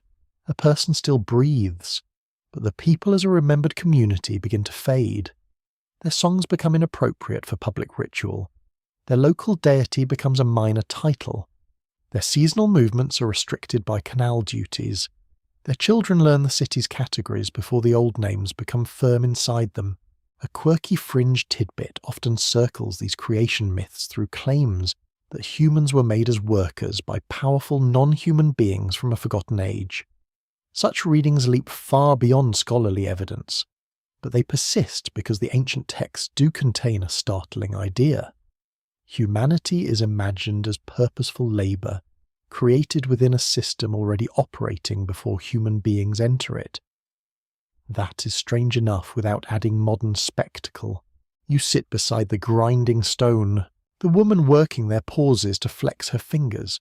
Her palms are rough, and fine flour clings to the lines of her skin. She glances toward the doorway, perhaps listening for a child, an official, or the boiling of a pot. Nothing about her looks symbolic. That is why she matters. Myth turns humanity into a category. Work turns the category back into a person. There is dignity here. Not ease, but dignity. The ancient records rarely ask whether labourers found meaning in their work. Some surely did. A canal well maintained could save fields. A temple festival could feed crowds. A woven cloth could warm a child. A brick placed correctly could shelter a family. The same act can be both service and burden. Human life has always been annoyingly complicated in that way. The creation stories may therefore preserve a double truth.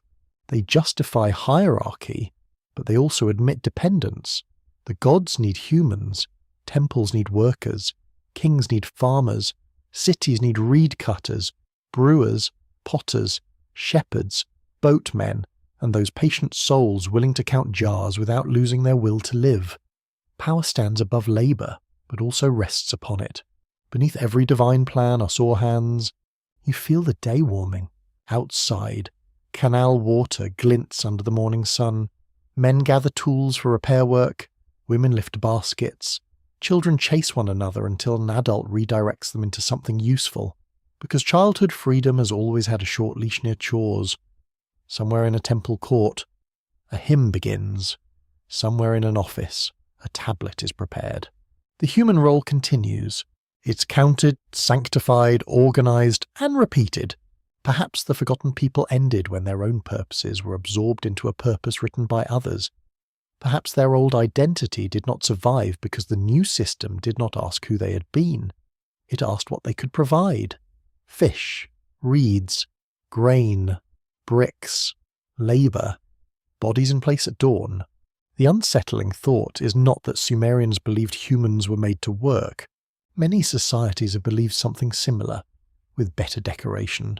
The unsettling thought is that the earliest written world may preserve, in myth and record, the moment when human identity became inseparable from organised usefulness.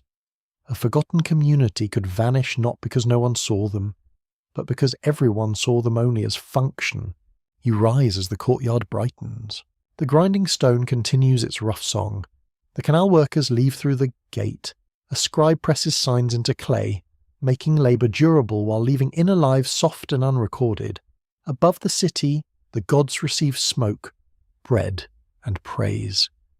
Below, people carry the world one basket at a time, and somewhere inside that ancient arrangement, humanity's purpose remains both sacred and suspicious. Perhaps we were made for work. Perhaps that is what the rulers wanted remembered. Perhaps the forgotten people knew another answer and lost the chance to write it down. The morning settles into the granary, and the smell of stored grain thickens the air. You stand beneath a low roof where shadows gather between sealed jars and woven baskets. Dust hangs in the light like pale smoke. Mice have probably considered the place a sacred paradise, which is understandable, although deeply inconvenient for everyone else. A clerk sits nearby with a tablet of damp clay, watching as barley is measured, poured, levelled, and counted.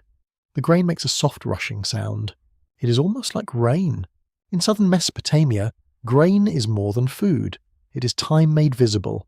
It is river water turned into stalk, labour turned into measure, sunlight turned into debt. A basket of barley carries the work of ploughing, sowing, canal clearing, harvesting, threshing, transporting, storing, guarding, and arguing with people who insist the measure is not quite fair. Some arguments are eternal. Clay enters the story because grain must be remembered. A field produces, a temple receives, a worker eats, a flock is fed, a brewer prepares beer, a household survives another month. None of this can depend only on trust, especially once the city grows beyond the size where everyone knows who borrowed whose donkey. Records confirm that Sumerian administration used clay tablets, seals, and numerical systems to manage goods, labour, fields, and rations. Research from institutions such as the University of Chicago, Yale, and the University of Pennsylvania has shown how early writing developed inside these systems of control. The mainstream fact is clear. Writing helped people organize abundance, scarcity, and obligation. But organization has teeth. You watch the measuring bowl pass from hand to hand. The clerk checks the amount, then presses marks into the tablet. A seal is rolled across a lump of clay that closes a jar or storeroom door. The seal leaves an image in relief, perhaps animals, figures, or sacred signs. It says, in effect, someone with authority has touched this, and you should think carefully before touching it again. A seal is a small object. Its power is not small. It turns property into proof. It turns storage into territory. It turns a locked door into a statement about who may eat, trade, distribute, or punish. In a household, food belongs to memory and need.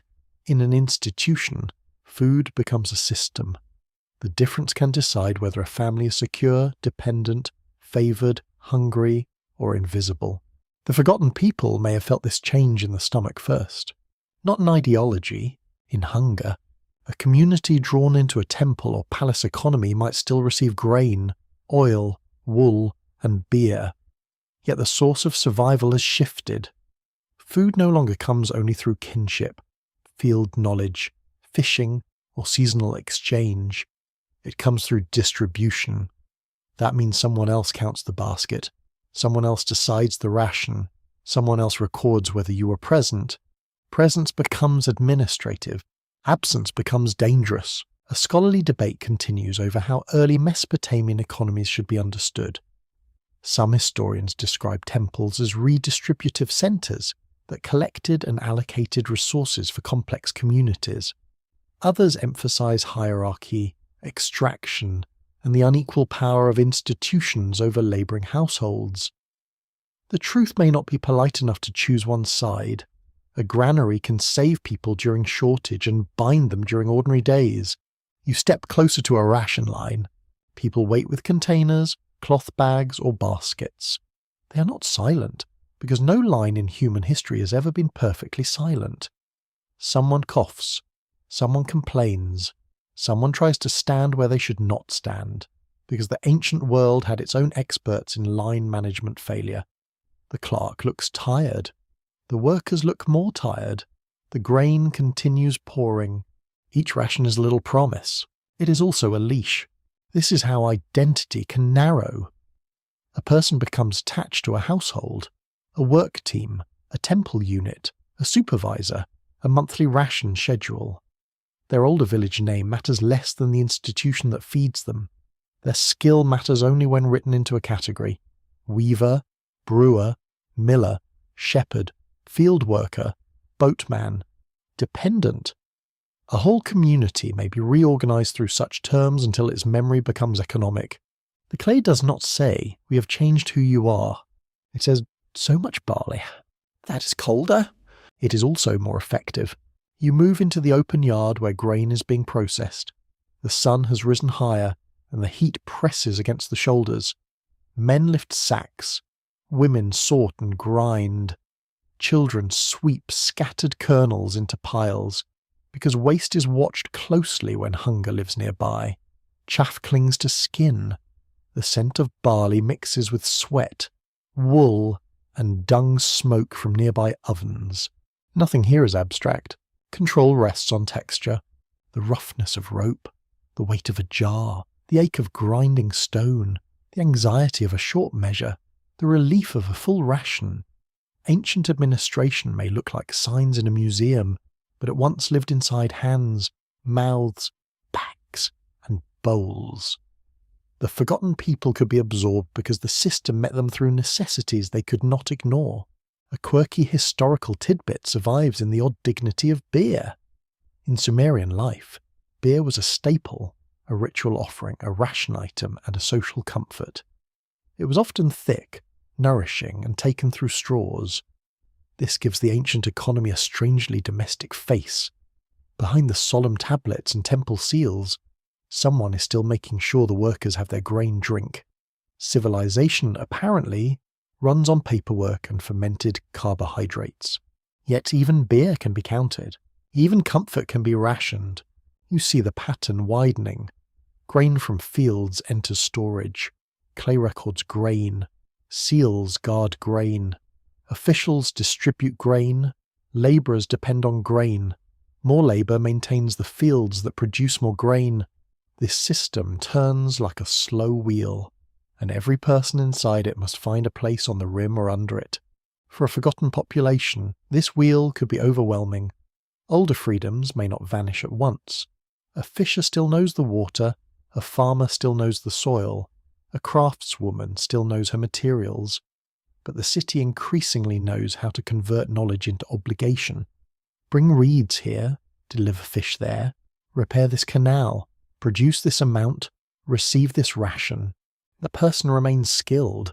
The skill no longer belongs entirely to them. This is how a sudden end can hide inside gradual control. There may be no burning settlement, no dramatic final stand, no royal inscription boasting of destruction.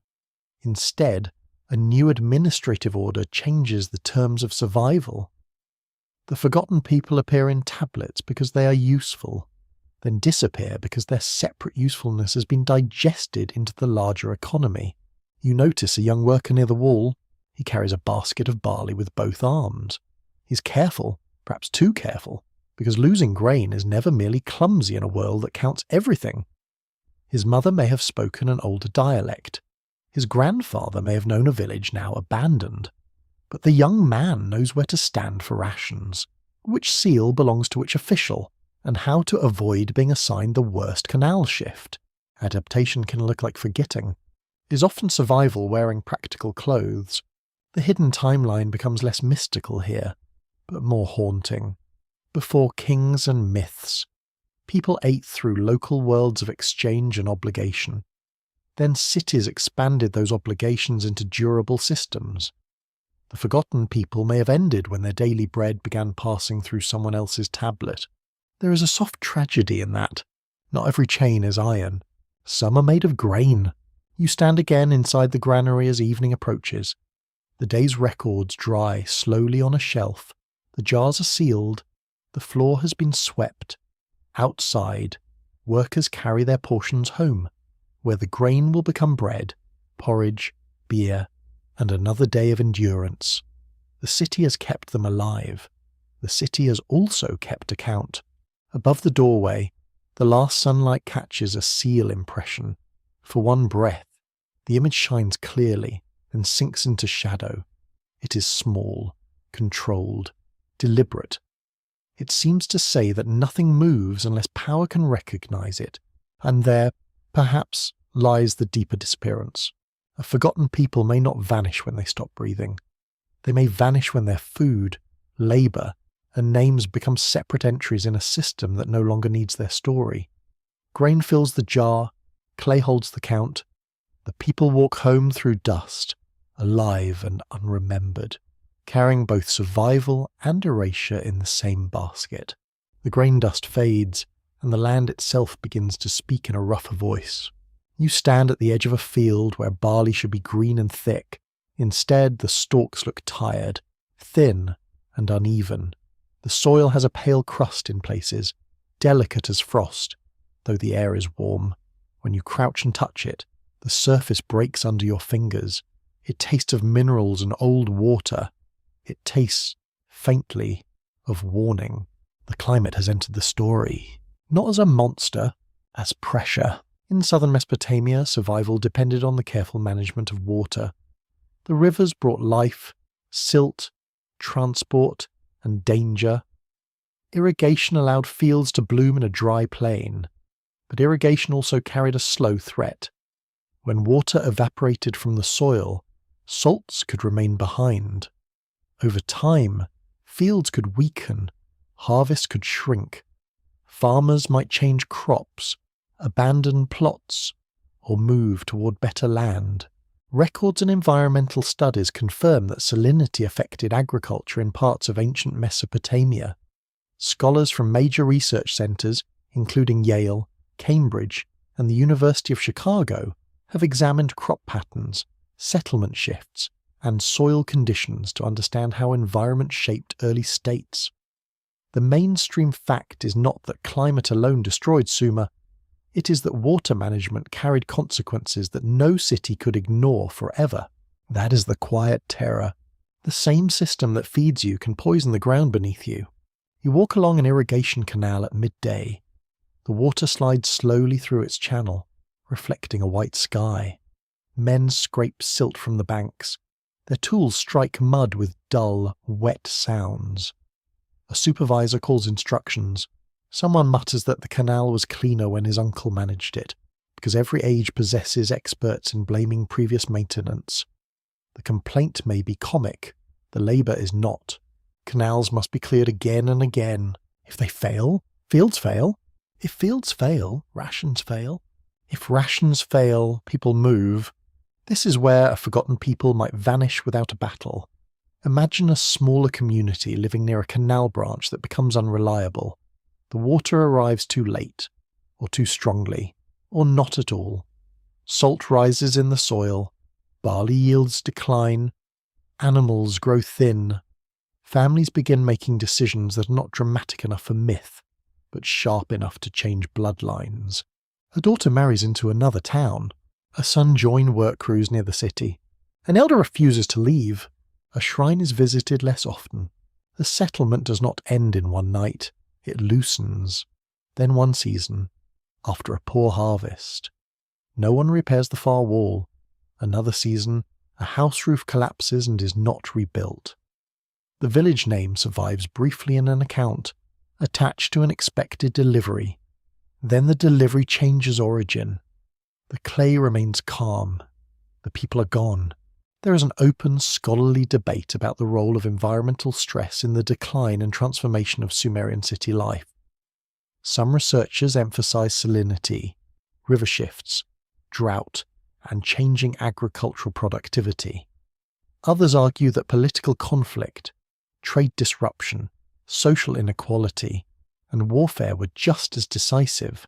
The careful answer is layered. A weak harvest does not overthrow a world by itself, but it can make every existing tension heavier. You feel that heaviness in the air.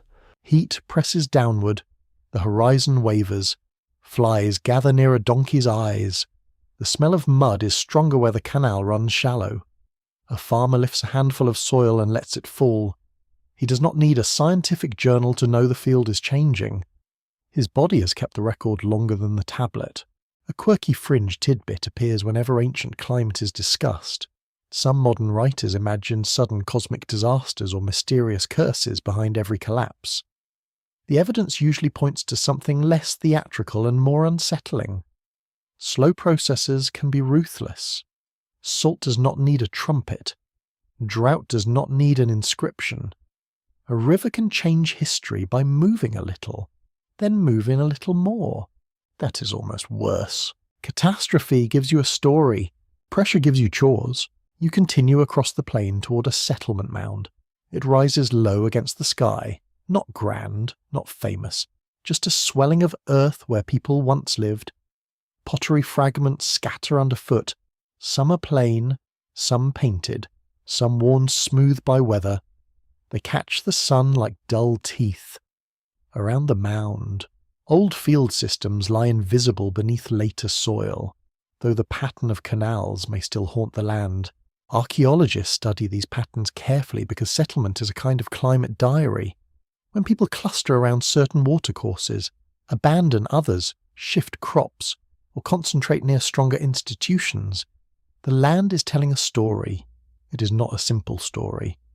People make choices, officials make demands, families adapt, yet environmental stress narrows the choices available. A forgotten people may have been cornered by narrowing choices, not erased by one king, not swallowed by one flood, pressed by soil, water, hunger, and obligation until the old shape of community could not hold. A people can endure taxes, heat, and hard work for a long time.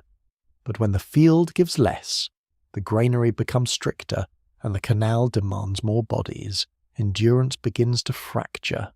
You see a family packing, they do not call it exile, because such words are heavy and belong to later reflection. They call it leaving for work, or going to relatives, or staying near the temple storehouse until the next season improves. A woman wraps a grinding stone in cloth. Though it is heavy and inconvenient, someone argues that it should be left. She refuses. Practical people become stubborn around objects that carry home. A child carries a small clay animal. A man takes seed grain. An old person looks at the doorway. The field behind them is not dead. It is merely less faithful. That is enough. They walk toward a larger settlement where grain can still be obtained, though at a price measured in labour and obedience. Their old place remains for a while, visited at festivals, then for burials, then only in stories told with uncertain directions. Environmental change rarely erases memory immediately. It stretches it thin. The ancient scribes might record the aftermath as redistribution, labour reassignment, field transfer, or offerings from a different district. They might not record fear. They might not record the smell of salty soil after irrigation dries. They might not record the argument over the grinding stone. Yet those unrecorded details are where disappearance becomes human. You stand under a sky without mercy. The sun is low now, but the day's heat still rises from the ground. In the distance, a dust wind moves like a veil across the plain. You taste grit on your tongue. Somewhere, a canal bank collapses softly into water. It is a small sound, nearly nothing, but it feels like a sentence ending. Perhaps this is how the hidden timeline bends. A people flourishes in a favourable pattern of water, field, and movement. Then the pattern changes. The city adapts by expanding control. The temples adapt by measuring more carefully. The elites adapt by moving labour. Ordinary communities adapt by leaving, merging, or becoming dependent. In official memory, civilization continues. Underneath it, a human world has ended. That is why climate belongs in the mystery. It does not replace kings, gods, or records. It moves beneath them, patient and impersonal. It touches every ration, every canal duty, every marriage decision, every abandoned hearth. It turns identity into a practical problem. Who are you when the field of your grandparents can no longer feed you? Who are your people when the canal that named your settlement no longer carries water? The evening cools slowly. A farmer stands alone at the field edge, looking across pale soil. He may not know that centuries later, scholars will speak of salinity, drought stress, agricultural decline, and settlement change. He knows only that the harvest is poor again. He knows his children are hungry. He knows the city still expects delivery. The forgotten people may have ended in such knowledge, not suddenly like thunder, suddenly like a decision made after too many bad seasons. A different kind of silence gathers now, not in the soil, but in the mouth. You're seated near a scribal room where boys repeat signs in careful voices. Their teacher listens with the severe patience of someone who has heard the same mistake since sunrise. Clay tablets lie in rows. Some are smooth practice pieces. Some are crowded with lists. Words are being trained into order, pressed into columns, copied, corrected, and made respectable. Language is becoming official. That sounds harmless until you think about every word left outside. In ancient Sumer, writing preserved one of humanity's earliest known languages, a language unlike the later Semitic tongues that surrounded and eventually accompanied it. Sumerian is what scholars call a language isolate, meaning no proven family connection has been established with other known languages. Researchers at Oxford, Yale, and the University of Pennsylvania have studied its grammar, vocabulary, and long afterlife in scribal education. The mainstream fact is clear: Sumerian stands alone. That loneliness has always invited questions. Where did its speakers come from? Were they native to southern Mesopotamia from deep prehistory?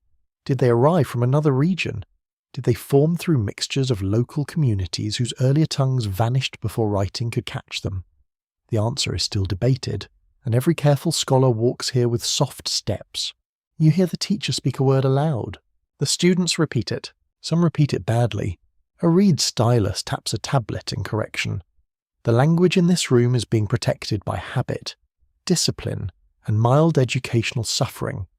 It is the language of tradition, records, hymns, law, and learned identity.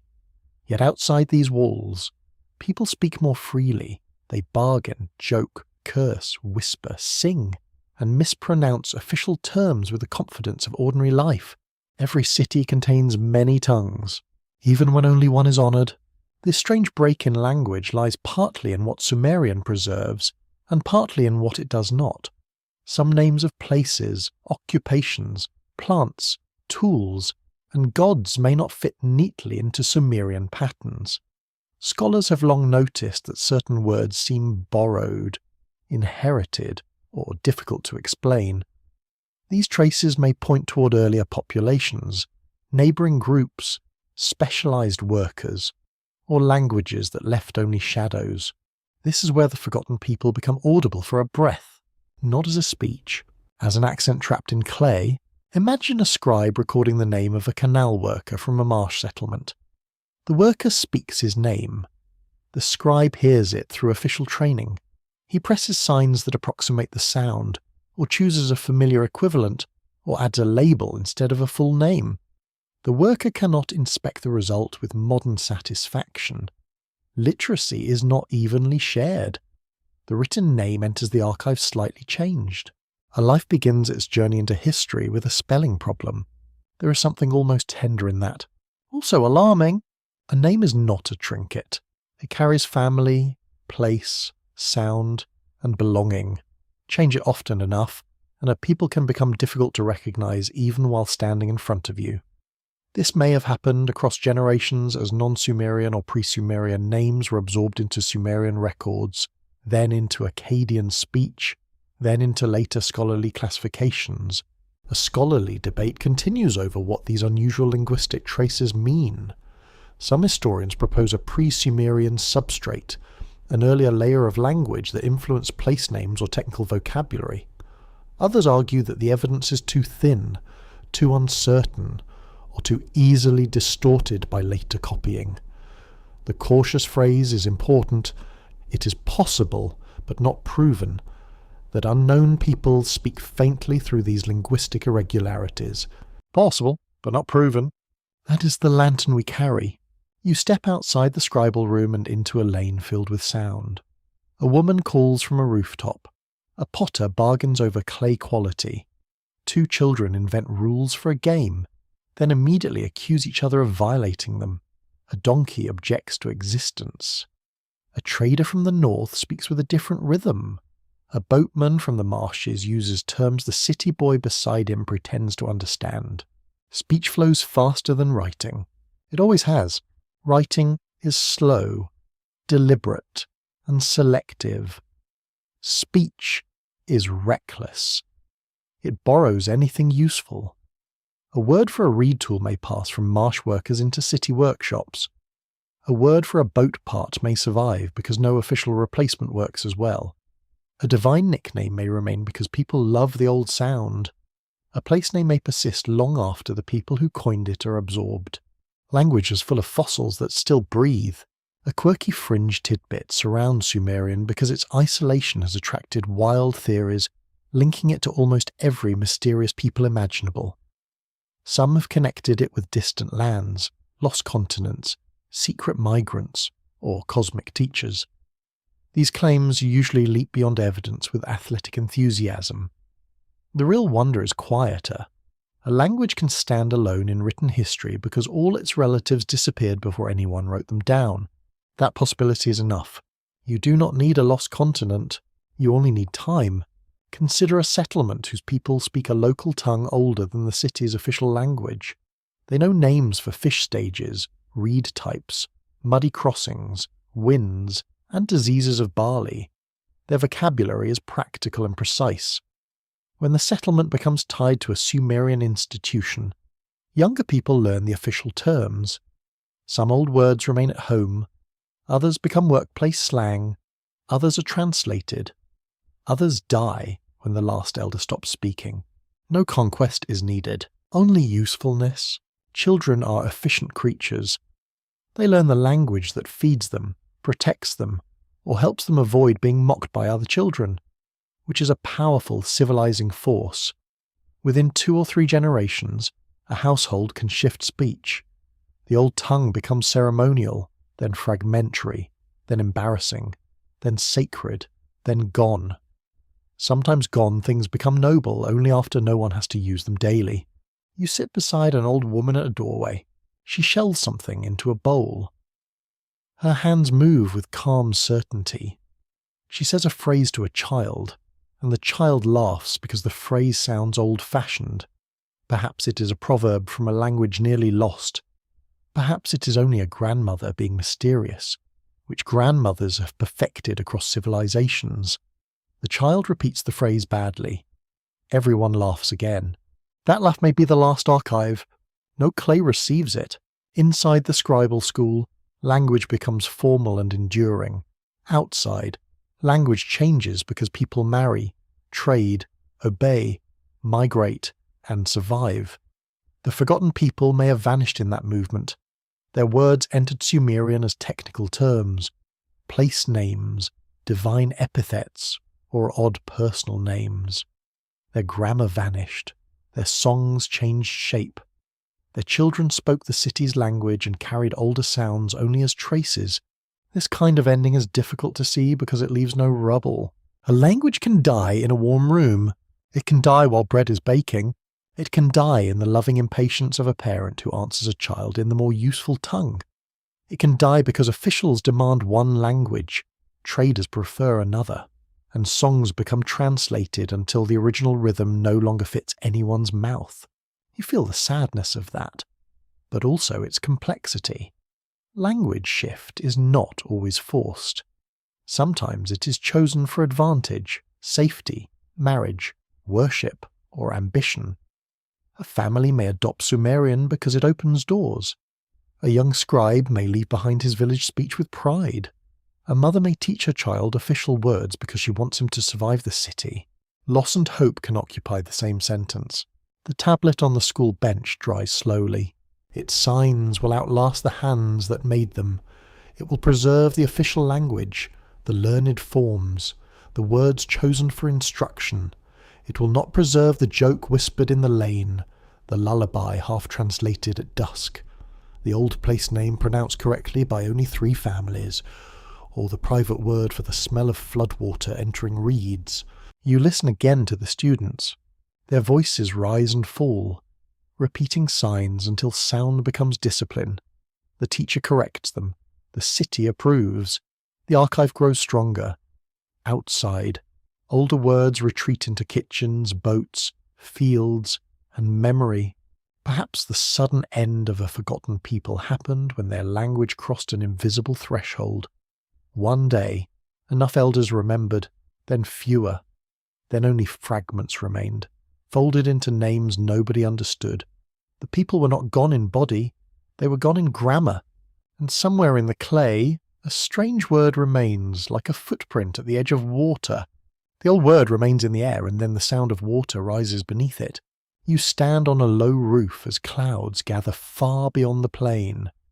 The horizon darkens, not suddenly, but with a patient thickening that makes people glance up from their work. A woman pulls drying mats closer to the wall. A man checks the edge of a canal and says nothing cheerful. Children are called indoors before they understand why the adults have become quiet. The rivers are being watched. In this land, water is never only water. It is blessing, road, boundary, food, and threat. It creeps into fields with the promise of harvest. It carries boats heavy with reeds and grain. It fills jars, softens clay, and cools the skin. Yet it also climbs walls, breaks banks, drowns seed, tears away roofs, and enters the places where the dead were meant to sleep undisturbed. That is how flood stories harden, not from one event alone, from repetition, fear, memory, and the need to explain why the world can change so completely overnight. The Sumerians and later Mesopotamian writers preserved powerful flood traditions, including stories of a chosen survivor, divine warnings, a great boat, and life beginning again after disaster.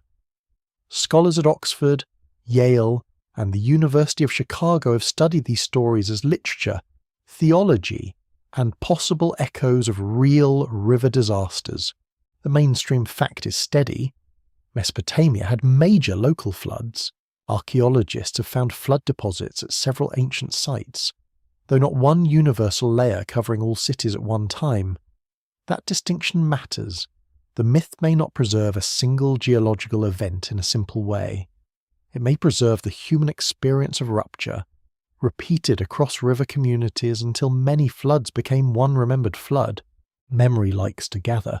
It compresses separate griefs into a single shape, perhaps because the heart cannot carry too many separate ruins. One village washed out, one canal system failed, one cemetery drowned, one city rebuilt, another settlement never returned. Generations later, these events become the flood. Not because people were careless, but because story is how scattered suffering finds a bowl large enough to hold it. You hear rain begin. At first it is light, striking dust with a soft ticking sound. The smell rises immediately, dark and alive, the scent of dry earth opening itself. Then the rain strengthens. Water runs from flat roofs, drips through reed coverings, and gathers in courtyards. People hurry to lift baskets, move animals, secure doors, and curse the exact part of the house they promised to repair last season. Ancient anxiety is very practical. The sky does not care. A flood tradition becomes sacred when practical fear meets cosmic imagination. If water can erase fields, houses, tools, and graves, then perhaps water also marks the anger or decision of the gods. If a community survives when another does not, the survivors ask why. They may say the gods warned someone. They may say one man listened. They may say the world had grown noisy, wicked, overcrowded, or unbearable to divine ears. The story gives disaster a pattern. A scholarly debate remains open about how to read Mesopotamian flood myths. Some researchers emphasize environmental memory, seeing the narratives as reflections of catastrophic flooding in low river plains. Others stress theology and scribal creativity, arguing that the flood serves as a literary boundary between primeval and historical time. Both approaches can be true in different ways. A story can begin in mud and become metaphysics. That is often how humans work. We fall in water, then invent meaning. You move through a street where floodwater has entered at ankle height. Clay walls darken at the base. Chickens protest with impressive drama. A jar floats past slowly, as if considering a new life. Someone laughs despite the fear, because people are ridiculous and brave at inconvenient times. Others stand at doorways, watching the water rise against thresholds measured by old experience. Every family knows a line. If the water stays below this mark, the house survives. If it rises above that mark, grain spoils. Above another, the wall may soften. Above another, you take the children and leave. Such marks are not written on tablets. They are kept in memory, in gestures, in the way an elder looks at the sky. For a forgotten people, flood may have been the event that transformed a local loss into permanent disappearance. A community already weakened by salinity, labour demands, or political pressure might not return after a serious flood. Their houses, made from reed and mud, could vanish quickly. Their fields might be covered in silt or left waterlogged. Their shrine might collapse. Their dead might be disturbed, which is a wound no administrative record can measure. The city may rebuild. The smaller people may move. Then later, tradition remembers not their migration, but a world before water and a world after water. The lost community becomes part of the before. Its name is no longer needed because the flood has become the explanation. Everyone before the flood becomes distant, enlarged, and blurred. They are not neighbours now. They are ancestors of mystery. A quirky fringe tradition grows naturally around such stories. Some modern readers treat the flood as evidence of hidden global catastrophe, lost advanced civilizations, or secret warnings preserved from impossible ages. These ideas are dramatic, and sometimes a little too eager to turn mud into fireworks. The older Mesopotamian tradition is already haunting enough. It imagines civilization interrupted by water, then restarted under a burden of memory. You stand beside a family preparing to leave a flooded house. The father lifts a sleeping child. The mother carries a wrapped bundle of household things, including a small figurine darkened by many years of handling. An older woman grips a doorframe before stepping away, not because wood has feeling, but because she does. The water reaches her calves. The current is not fierce here, only persistent. Persistence can be cruel. No tablet records the hesitation. No king list counts the lost threshold. Yet if enough thresholds are abandoned, the map changes. Floods also create new beginnings for those who survive. Silt can renew soil. New channels can open routes. A ruined settlement can become a sacred mound. A survivor can become an ancestor. A disaster can justify a new political order by declaring that the gods have reset the world. In this way, flood stories harden not only because water destroys, but because rebuilding requires explanation. Someone must say why the new order has authority. Someone must say why the old order ended. The flood does that work beautifully. Too beautifully. Perhaps it makes rupture feel ancient, divine, and complete. It allows later cities to stand on the far side of catastrophe, claiming legitimacy in a renewed world. The forgotten people, if they belong to the drowned or displaced side of the story, are sealed inside sacred distance. You listen to the rain slacken, the clouds pass, leaving the air heavy and metallic. Water drips from roofs. Mud sucks at sandals. A dog shakes itself with absolute lack of dignity. People emerge cautiously, checking walls, jars, animals, children, neighbours. Some houses have survived. Others lean with a sadness that everyone understands at once. Beyond the settlement, the canal has overflowed into fields. The world smells of wet clay, trampled straw, and fear not yet finished. By morning, the accounting will begin. How much grain is lost? Which wall must be repaired? Which family needs help? Which road is gone? Which shrine requires offerings? Which body, perhaps as cannot be found, be? Water leaves questions behind. Perhaps that is why the flood in ancient records feels larger than weather. It becomes a boundary between remembered and unremembered life. It explains why some names vanish, why some cities begin again, why certain people belong to a time no longer reachable. It gives suddenness to changes that may have been unfolding for generations. The flood arrives, the flood withdraws, and after it, the world speaks differently. You stand in the damp evening, watching reflected stars tremble in puddles along the street. The city will dry, the tablets will be copied, the myths will be told by lamplight. A child will ask whether everyone died before the waters fell.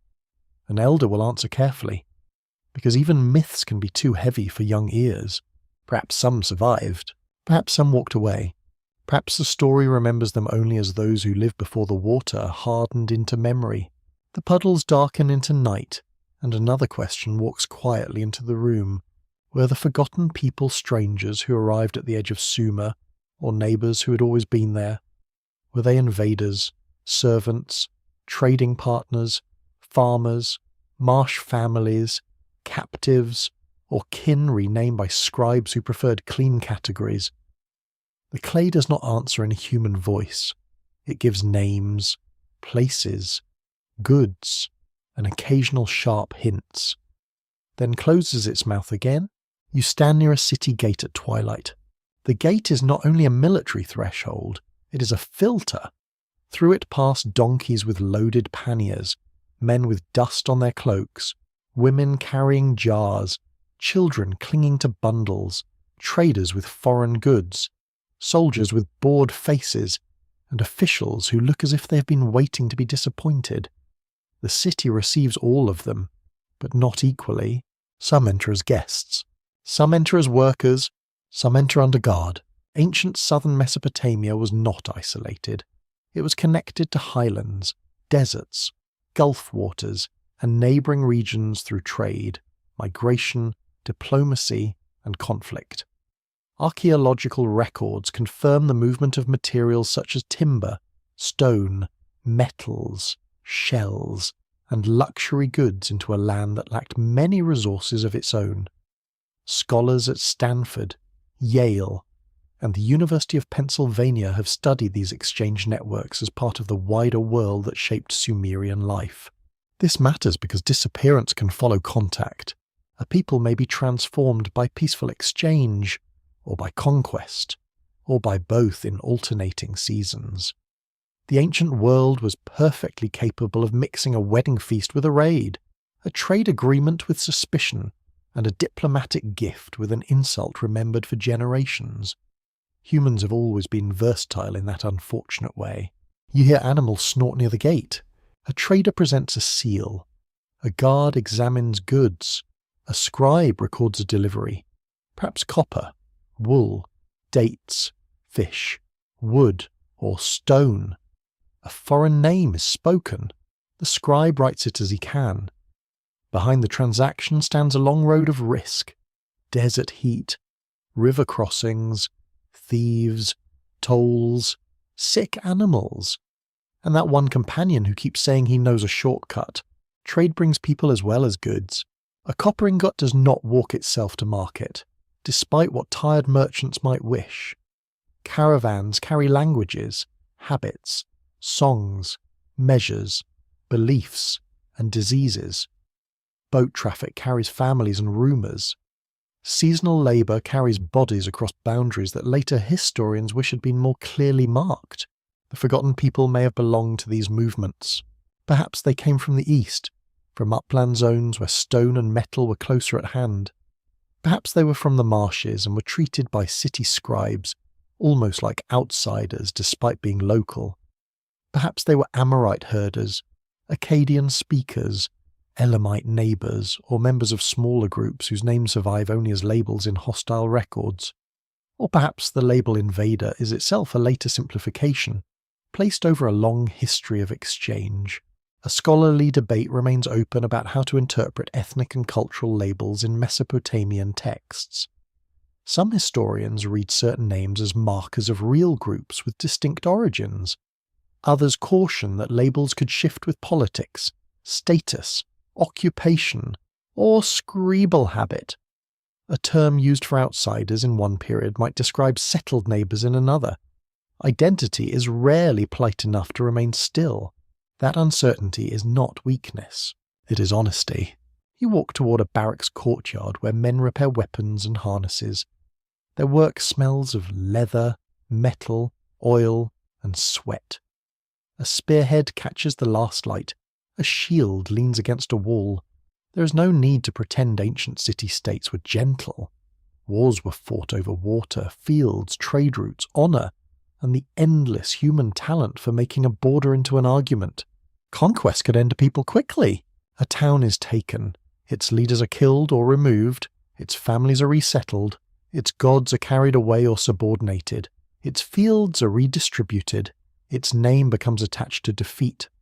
Such events did happen in Mesopotamian history, and later royal inscriptions often preferred to describe them with all the modesty of a rooster on a roof. But records of victory are not neutral. A king may call neighbours rebels because that sounds better than admitting they preferred independence.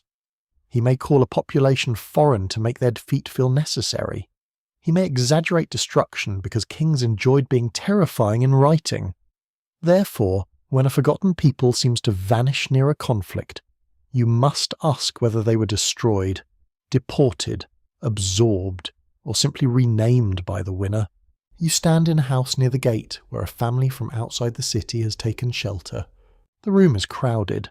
Bundles lie against the wall. A cooking pot hangs above a small fire. The newcomers speak softly, aware of their accents. A local woman brings bread, perhaps kindly, perhaps because kinship requires it, perhaps because she wants to know everything and will absolutely ask later.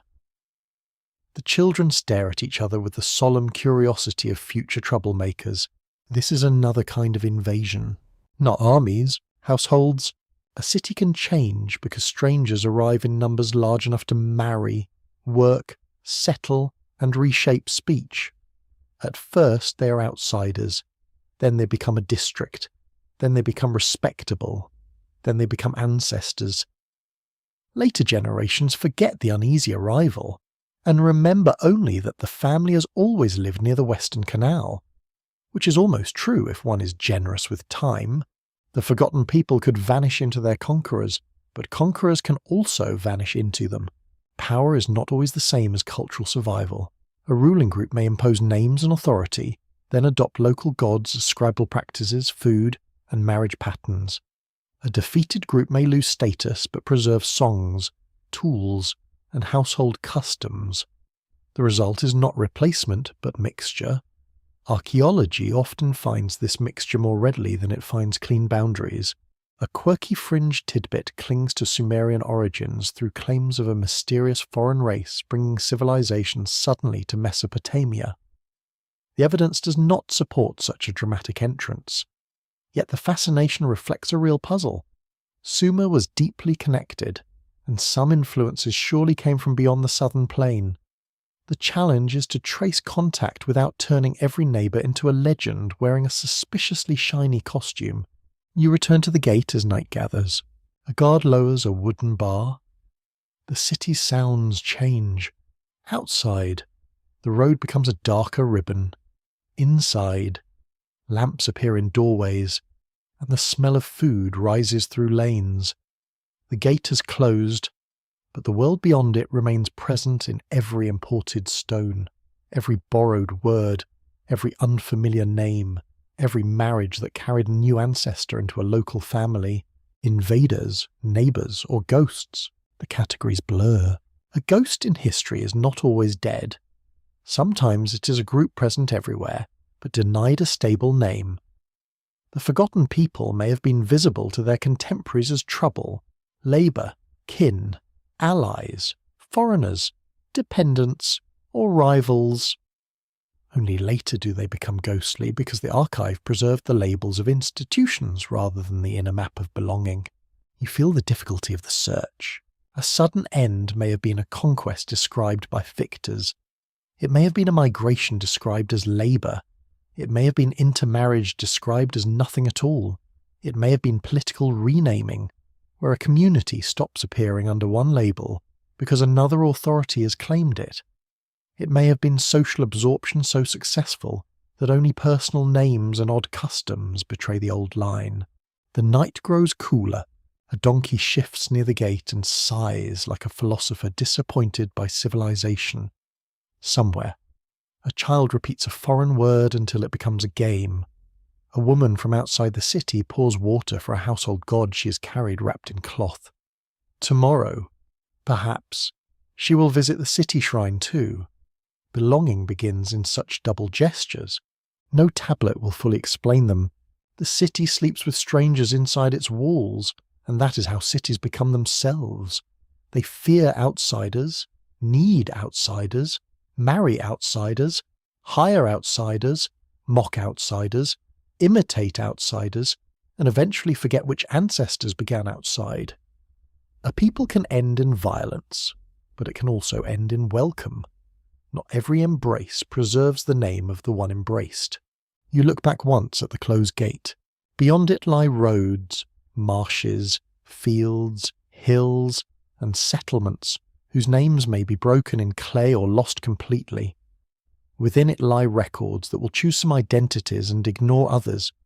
Between them moves the forgotten, neither fully foreign nor fully remembered, caught in the restless traffic of human survival.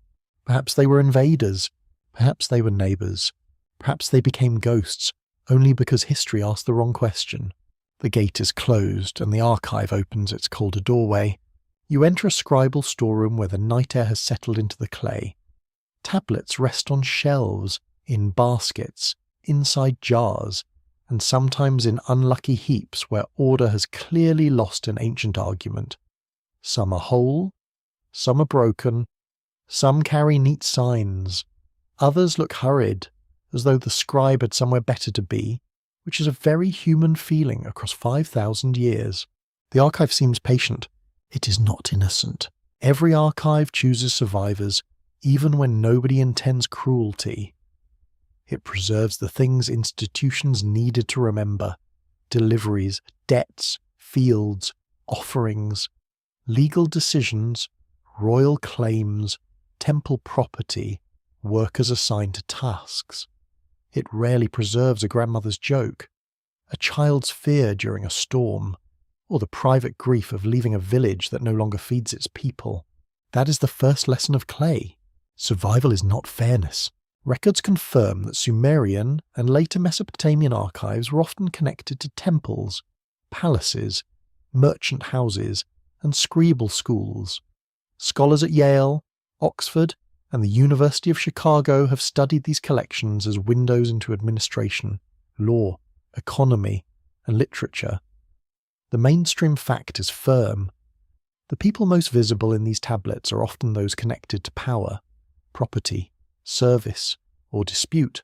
This does not make the tablets useless. It makes them human. A tablet survives because someone had a reason to make it, another reason to keep it, and then history failed to destroy it. That chain is fragile. A whole neighborhood might burn, flood, be robbed, rebuilt, or cleared for new construction. A shelf might collapse. A jar might be smashed. A school tablet might be discarded, then baked by accidental fire and preserved for scholars who later wonder why a child kept getting one sign wrong. The archive is partly intention. It is partly accident. You stand beside a basket of ration tablets. They are small, practical, and almost severe.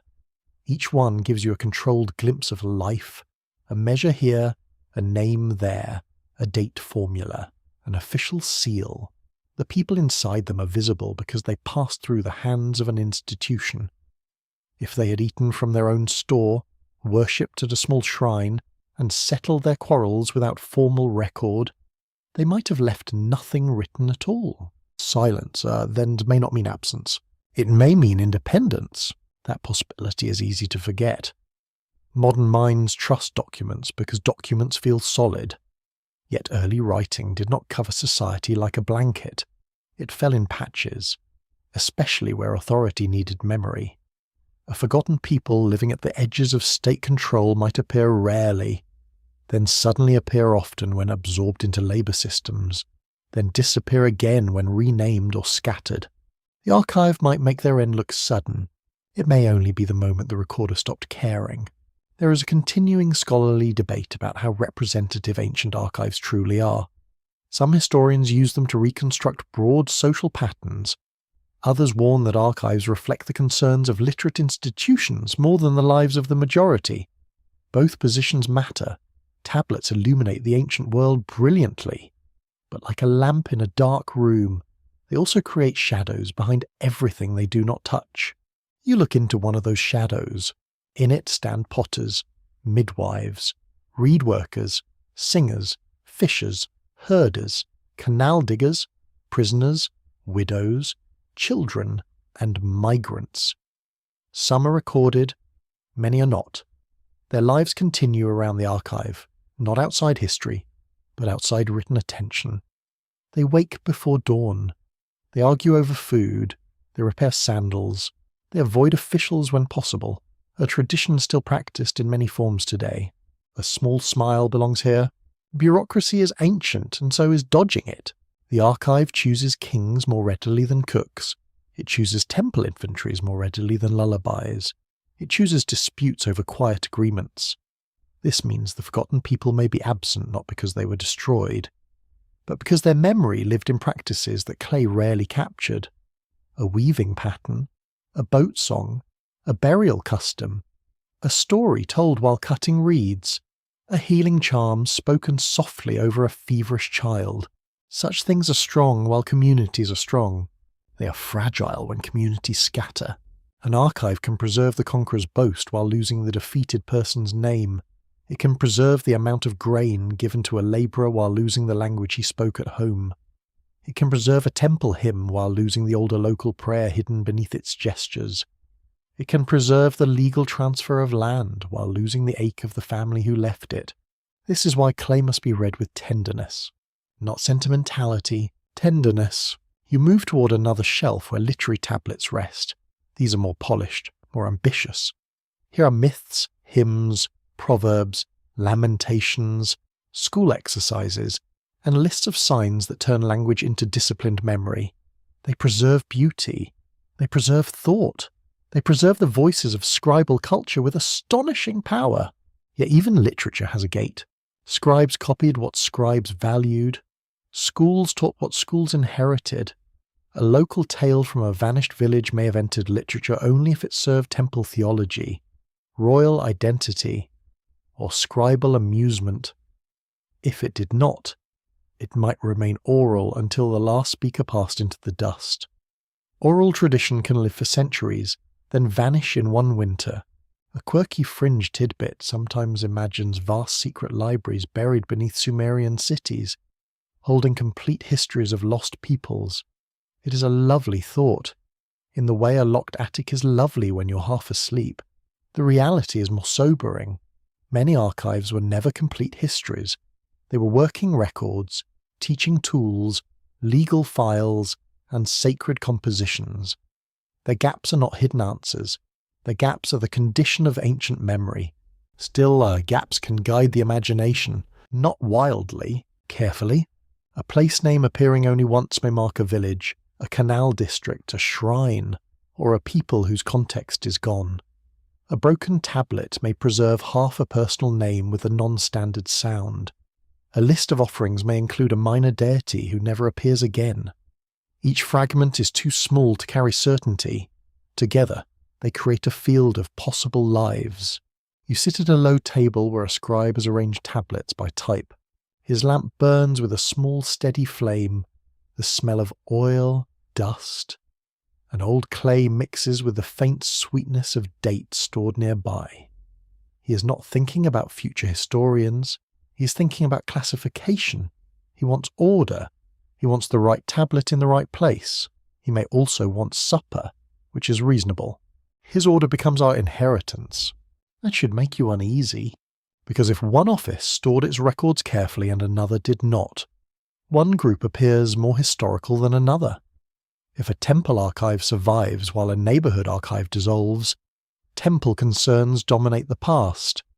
If royal inscriptions endure while village memories fade, rulers seem larger than life, and ordinary people seem smaller than they were. The archive does not merely remember.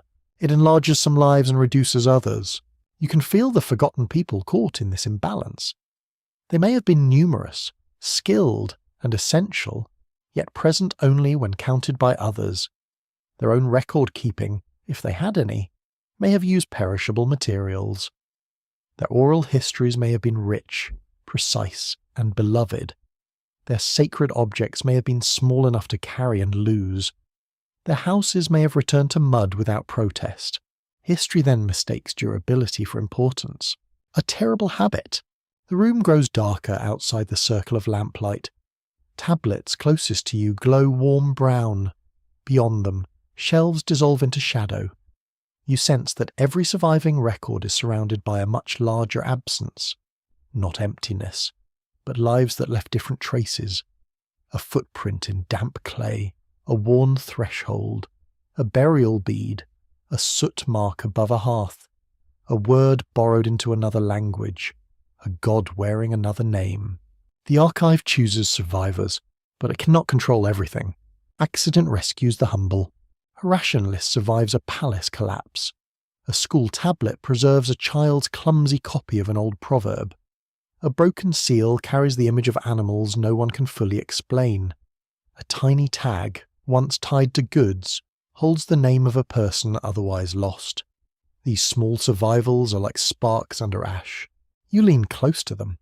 They do not restore the forgotten completely. They do not give a full people back their speech, songs, and self-understanding, but they resist total erasure. They remind you that the archive is not the past. It's only one weathered shoreline where pieces of the past have washed up. The lamp flickers. A scribe covers a basket of tablets.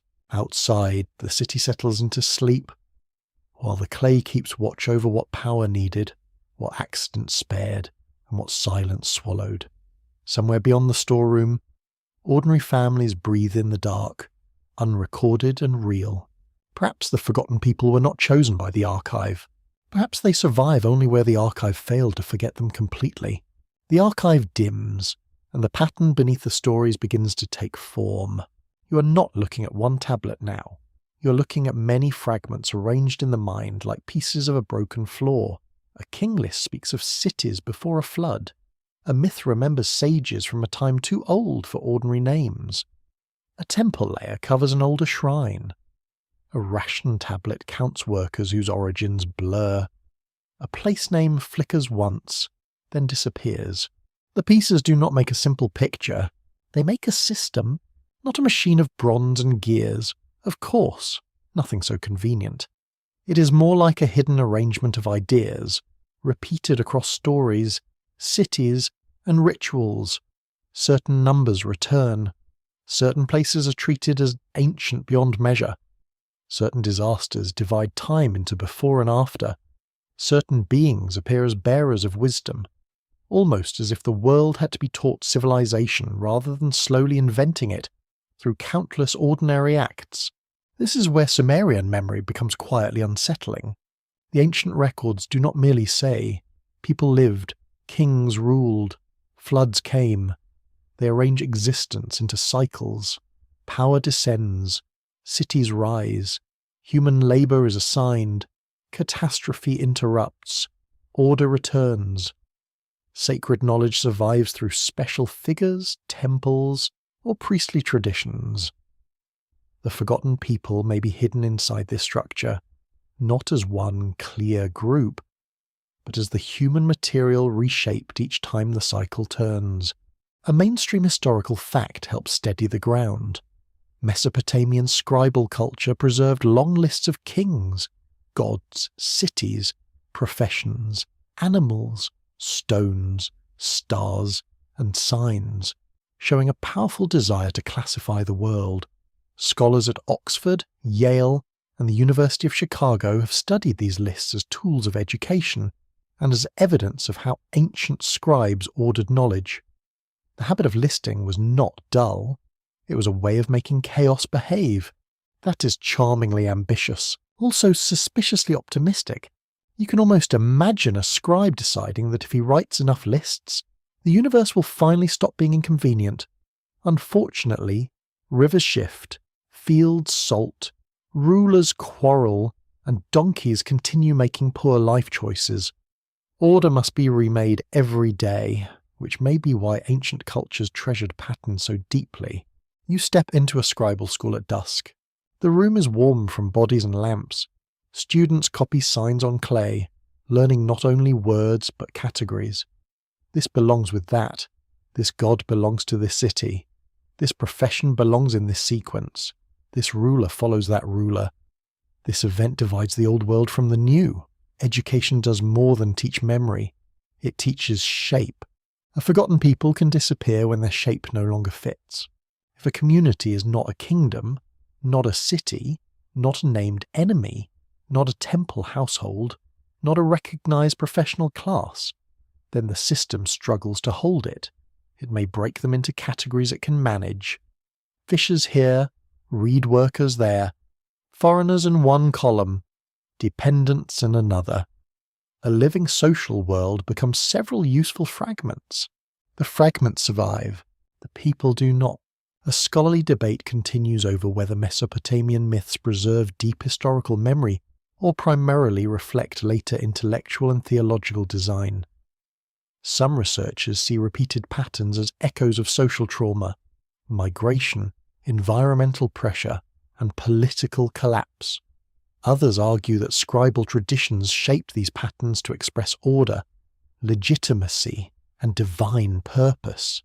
The careful view allows both possibilities. Human beings turn memory into structure, especially when memory hurts. You feel that possibility settle. Perhaps cycles appear because history truly felt cyclical there. Cities rose and fell. Floods came and withdrew. Fields flourished and weakened. Dynasties claimed divine favour, then lost it. Temples were rebuilt on older temples. Names changed while mounds endured. The land itself taught repetition. Water returned each season, but never in exactly the same way. Perhaps the people learned from water.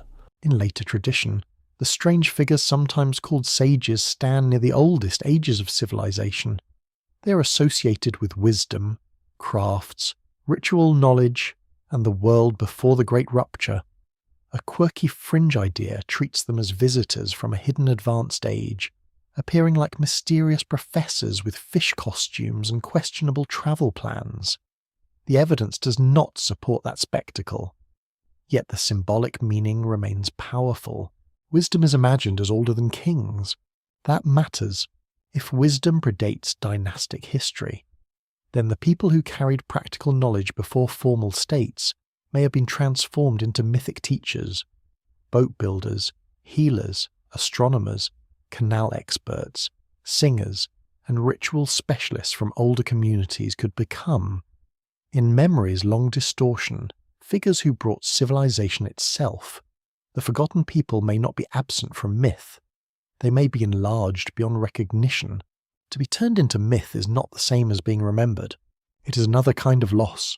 You walk through an early city in your imagination, observing its repeated forms. The temple rises at the centre. The granary stores grain, the canal brings water, the tablet holds account, the god receives offerings, the king claims order.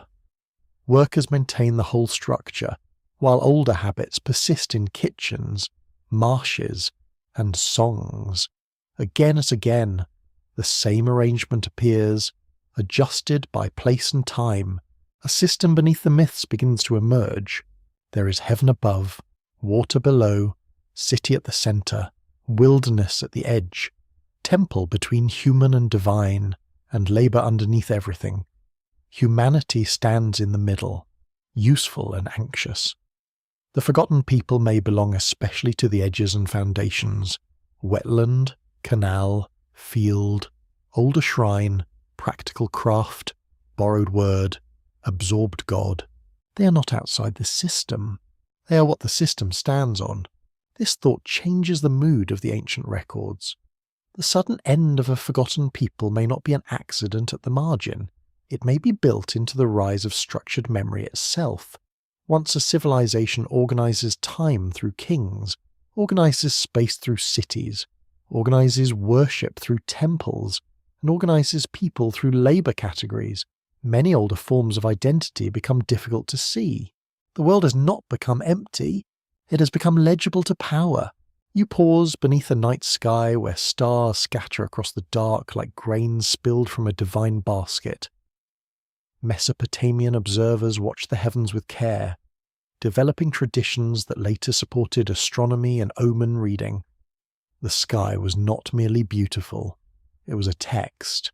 Patterns above seemed to correspond with patterns below. Order could be sought in stars, kingship, ritual, and lists. Everything could be arranged.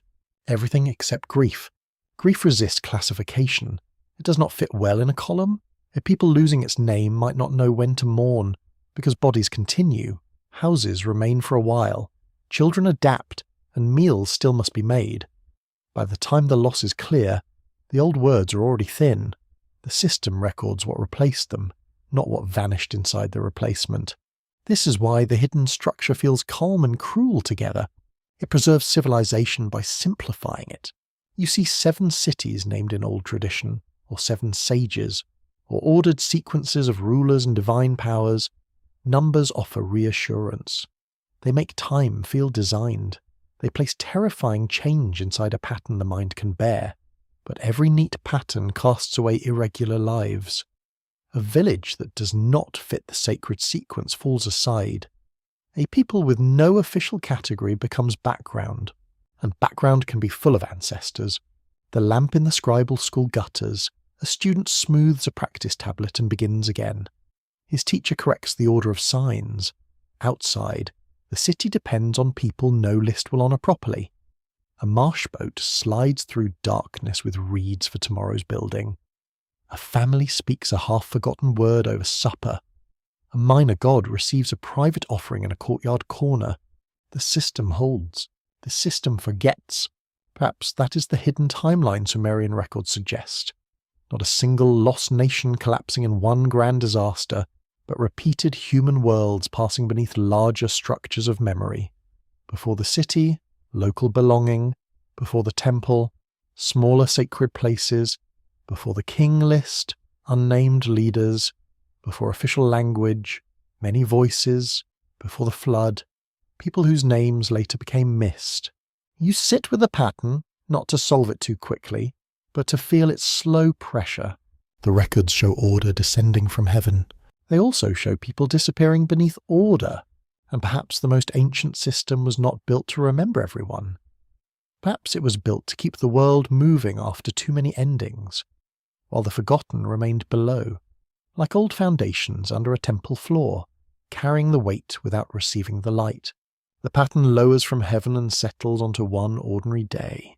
You stand in a courtyard just after sunrise, where the light arrives slowly along a brick wall. The air is still cool, but not for long.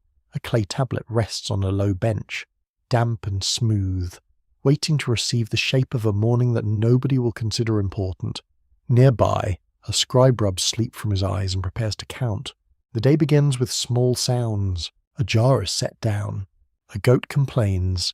A woman calls someone's name from a doorway, and the name vanishes into the city air before history can catch it. Workers gather near a storehouse, some talking softly, some silent, some already tired in spirit. Their sandals are dusty. Their hair smells of smoke, wool, and sleep. A child runs past with a piece of bread, pursued by a younger child with a grievance. Nothing looks final. That is what makes it haunting. A humble administrative tablet may record rations issued to a work crew, labour assigned to a field, reeds delivered from a canal settlement, or grain measured for dependents. Records confirm that many Mesopotamian tablets are not royal or literary, but practical records of daily life.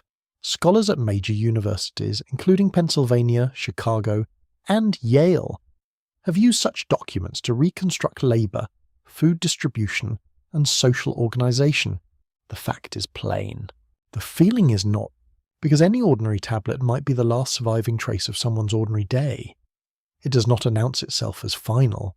It does not say, "This is the end of a family line," or "This town will not appear again," or "This workers' people are about to dissolve into another name." It simply records what must be recorded, then dries in the heat. You watch the scribe begin. He presses a sign for barley, then a number, then a name. Perhaps the name belongs to a man who cuts reeds in the marsh. Perhaps it belongs to a woman assigned to grinding grain. Perhaps it belongs to a youth whose parents still speak an older dialect at home.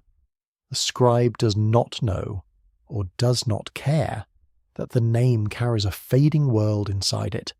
To him, the entry must be accurate enough for the office. Accuracy can be narrow. It can miss the soul. A supervisor calls the workers forward. One by one, they receive portions. Barley slides into containers with that soft grain rain sound, gentle and relentless. Oil is measured. Perhaps beer is promised later. A seal is pressed. A mark is made.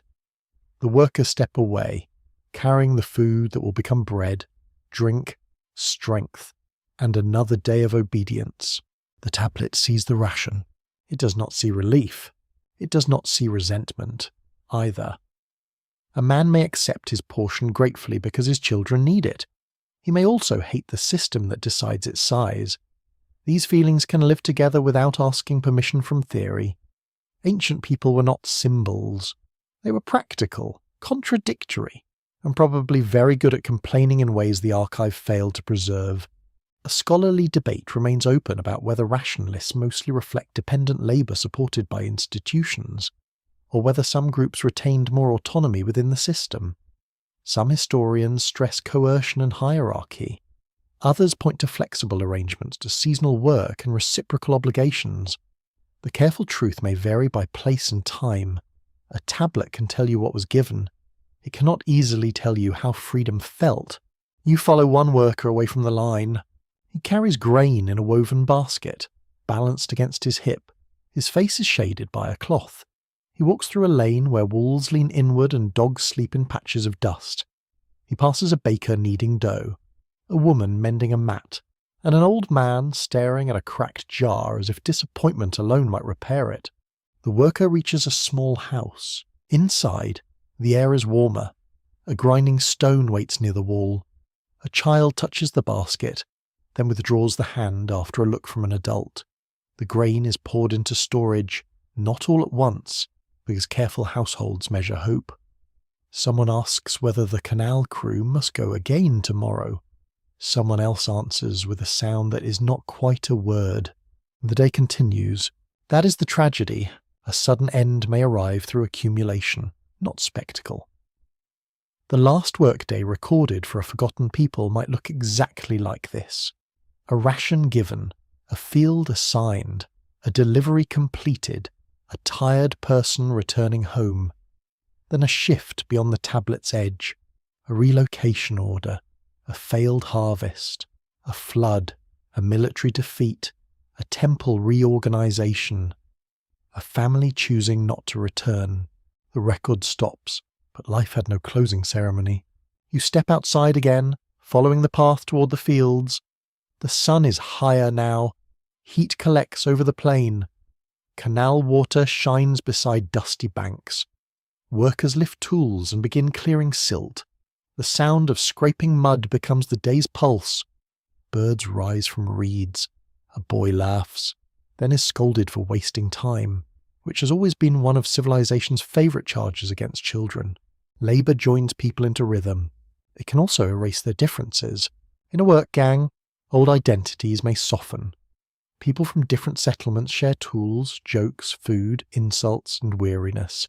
They learn each other's phrases. They marry cousins across former boundaries. They begin to speak the city's language because coordination requires it.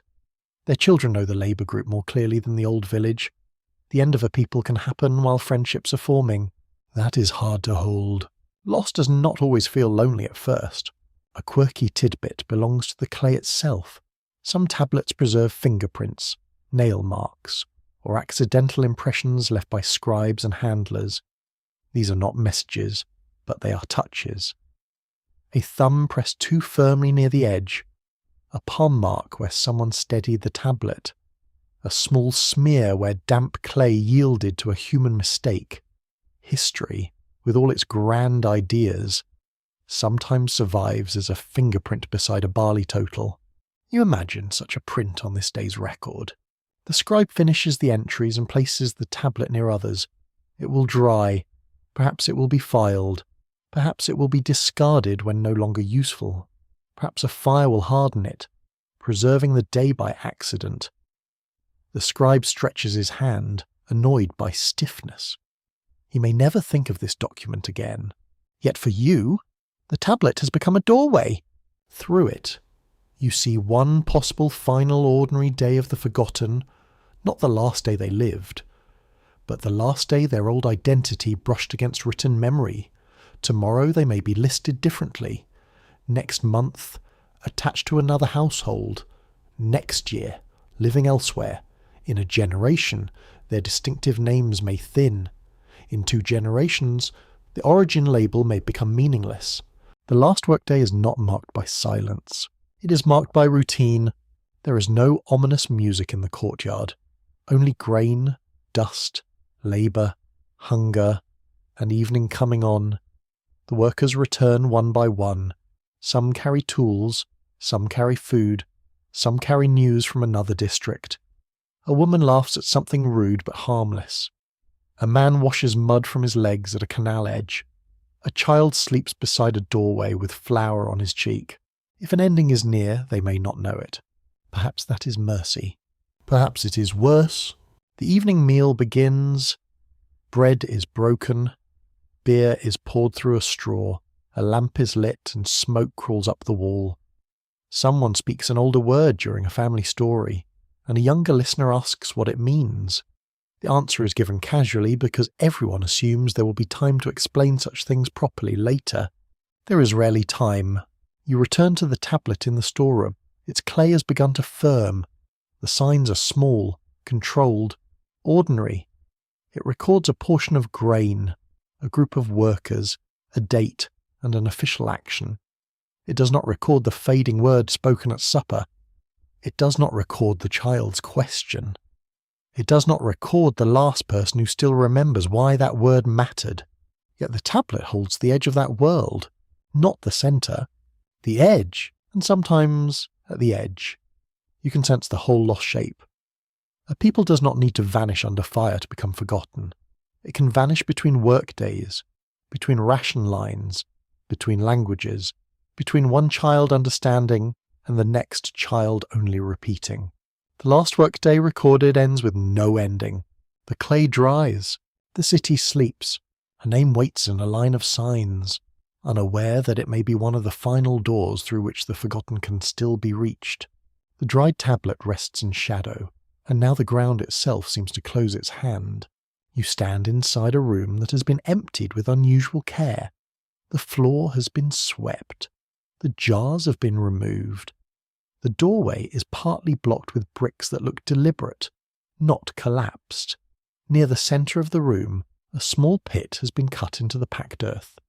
Inside it rests a broken figurine, a bead, a little bowl, and a handful of ash. Someone meant to leave these things here, not by accident, not from laziness. This is not ordinary rubbish, though ancient rubbish is often more honest than royal speeches. This is placement. It is the kind of act that makes archaeologists lean closer, because the earth is no longer merely holding debris, it is holding intention. A room has been closed, a threshold has been marked, an object has been broken before burial, something has been ended on purpose. Ancient Mesopotamian sites have revealed foundation deposits, ritual pits, sealed spaces, broken statues, buried offerings, and carefully placed objects beneath floors and walls. Scholars from the University of Pennsylvania, Yale, and the Oriental Institute at the University of Chicago have studied such deposits as evidence of ritual practice, building ceremonies, abandonment, protection, and renewal. The mainstream fact is quiet, but important. People sometimes buried memory deliberately. You look at the broken figurine. Its face is worn, its body is simple. Perhaps it represented a worshipper, a household presence, a protective figure, or something more local and less easily named. It was broken before being placed into the ground. That matters. Breaking can destroy, but it can also release, dedicate, disable, or transform. An object may be killed so it can serve another purpose. That thought is strangely intimate. Objects have biographies. A bowl begins as clay, water, and hand pressure. It becomes a vessel.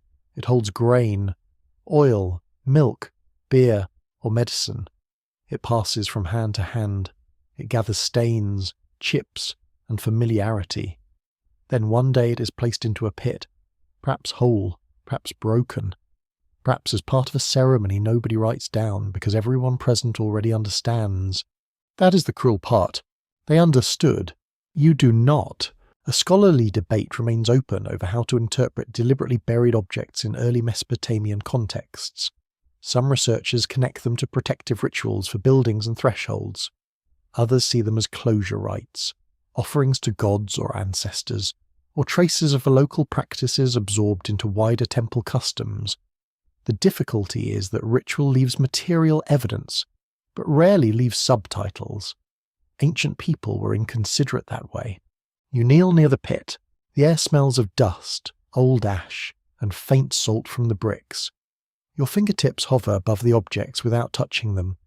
The small bowl seems too ordinary to carry a mystery, which is why it does.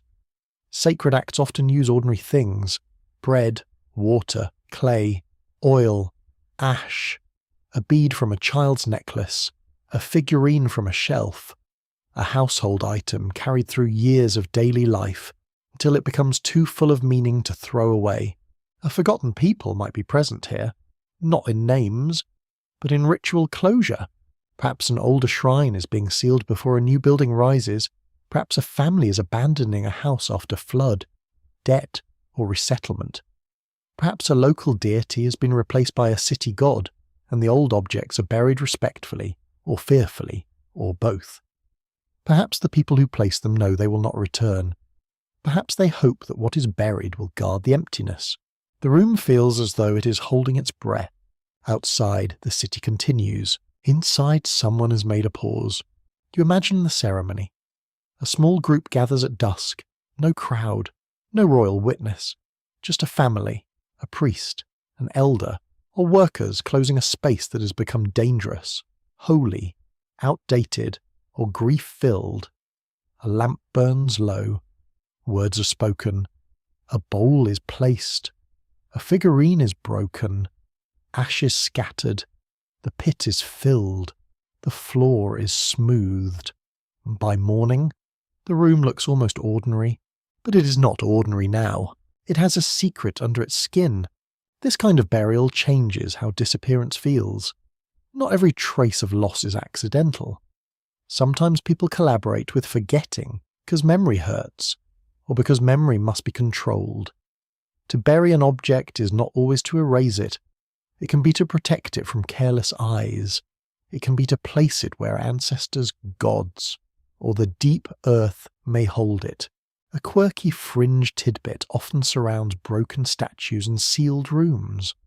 Some modern writers imagine hidden curses, forbidden cults, or chambers locked because of terrifying secrets. That is dramatic, and ruins do encourage dramatic behaviour in the imagination. The steadier possibility is more human. People sealed things because transitions needed care. A building was not only architecture, it was a body that had to be born, fed, protected, and sometimes laid to rest. You stand at a doorway that has been blocked with mud brick. The bricks are smaller than those in grand temples. The mortar is rough. There are finger marks in the clay, shallow and quick. Perhaps the blocking was hurried. Perhaps the family had to leave. Perhaps officials ordered the room closed. Perhaps a ritual specialist said the threshold must not remain open. The doorway becomes a sentence with no visible words. Do not enter. Do not forget. Do not remember too loudly. A people nearing erasure may perform such acts instinctively. They hide sacred things. They seal household gods. They bury charms under floors. They break objects that might be taken by strangers. They cover the past so it cannot be mocked, stolen, or forced into another system. To the later excavator, these acts may look like deposits. To the people themselves, they may have been farewells. Farewells can be small. A hand on a wall, a bowl in the ground, a room swept one last time. You walk into a courtyard where statues lie damaged. Some may have been broken by invaders. Some may have fallen when buildings collapsed. Some may have been ritually retired. The problem is not always easy to solve. A broken nose can mean violence, accident, or time being rude in the usual way. Archaeology asks patient questions, because the same wound can have many causes. This uncertainty protects the forgotten from easy stories. If every broken object becomes proof of massacre, you lose the quieter endings. If every sealed deposit becomes routine ritual, you lose the possibility of fear. Between these extremes lies the human field, where people act from mixed motives, devotion and anxiety, respect and defeat, renewal and grief, A buried object may be all of these at once. The sun lowers outside the abandoned room. Light enters through a crack and falls across the smoothed floor. Beneath that floor, the little bowl rests in darkness. If it was meant for a god, the god has been patient. If it was meant for ancestors, the ancestors have waited. If it was meant as a memory, it has succeeded in the strangest way by becoming visible only after everyone who understood it is gone. That is the paradox of burial. To hide something can preserve it. Perhaps the forgotten people knew this. Perhaps they understood that names could be taken, shrines replaced, fields lost, and children absorbed into other households. But a sealed object beneath a floor might remain beyond the reach of officials. It might carry the old presence downward, into the earth, where memory becomes less like speech and more like weight. You feel that weight now. The sealed room does not give you the people back. It does not tell you their language, their songs, or the exact sorrow that brought them here. But it tells you that someone cared enough to make an ending formal. Someone chose placement over abandonment. Someone believed the unseen still mattered. The pit is filled again in your mind. The floor is smoothed. Footsteps fade from the doorway. Outside, the city may rename the district, rebuild the shrine, reassign the labourers, or copy new records. Inside the ground, the buried things remain stubbornly themselves, broken, yes, silent, yes, but not meaningless. What was buried on purpose may be the closest the forgotten came to speaking without trusting the archive. The buried bowl lies in darkness, and the story turns toward the living body. You stand in a crowded lane where morning has returned with dust, voices, and the smell of bread. People move past you in both directions, carrying baskets, tools, water jars, bundles of reeds, and private worries. No one looks like a remnant of anything. No one walks through the city wearing a sign that says an older world survives in their hands, their blood, their recipes, or the way they pronounce a child's name. Survival is often invisible. That is its genius. A forgotten people may not have ended in the clean way a story desires. They may have continued inside the very society that seemed to replace them. Their descendants may have married into Sumerian households, served in temple institutions, moved into new districts, learned new languages, honoured new gods, and slowly stopped calling themselves by an older name. Yet their bodies remained, their habits remained, their knowledge remained in altered forms. The people inside us are rarely labelled, they are layered. Modern archaeology and bioarchaeology confirm that ancient Mesopotamia was shaped by long population continuity, mobility, and mixture.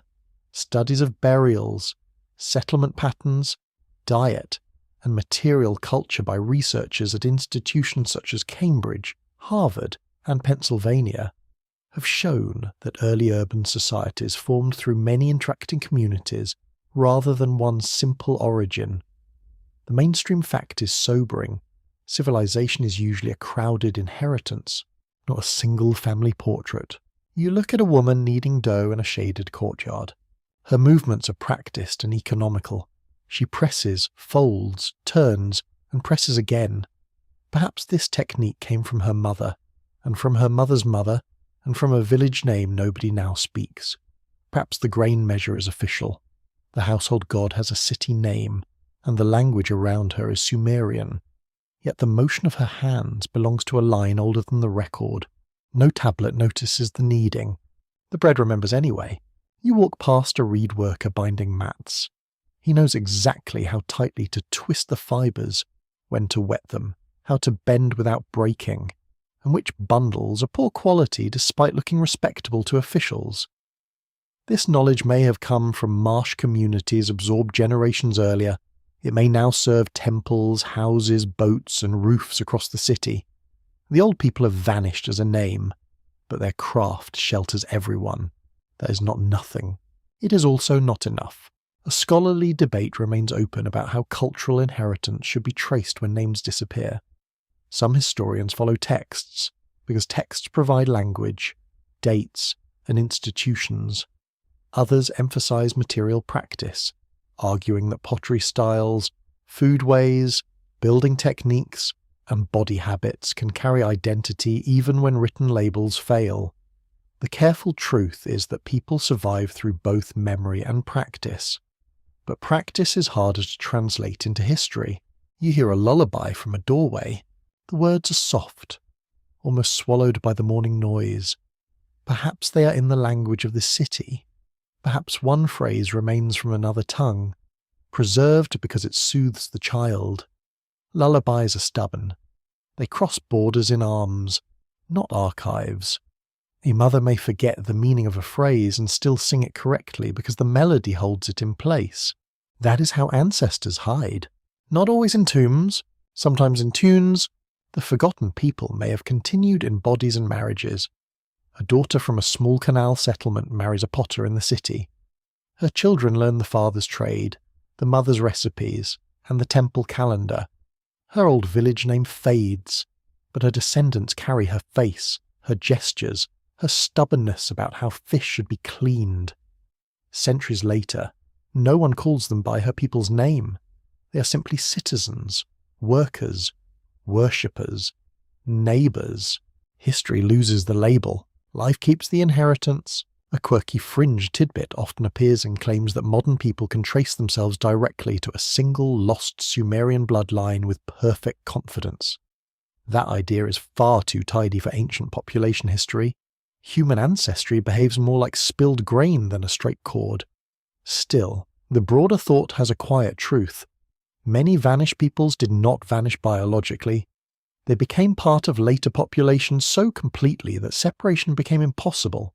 The body is an archive without footnotes.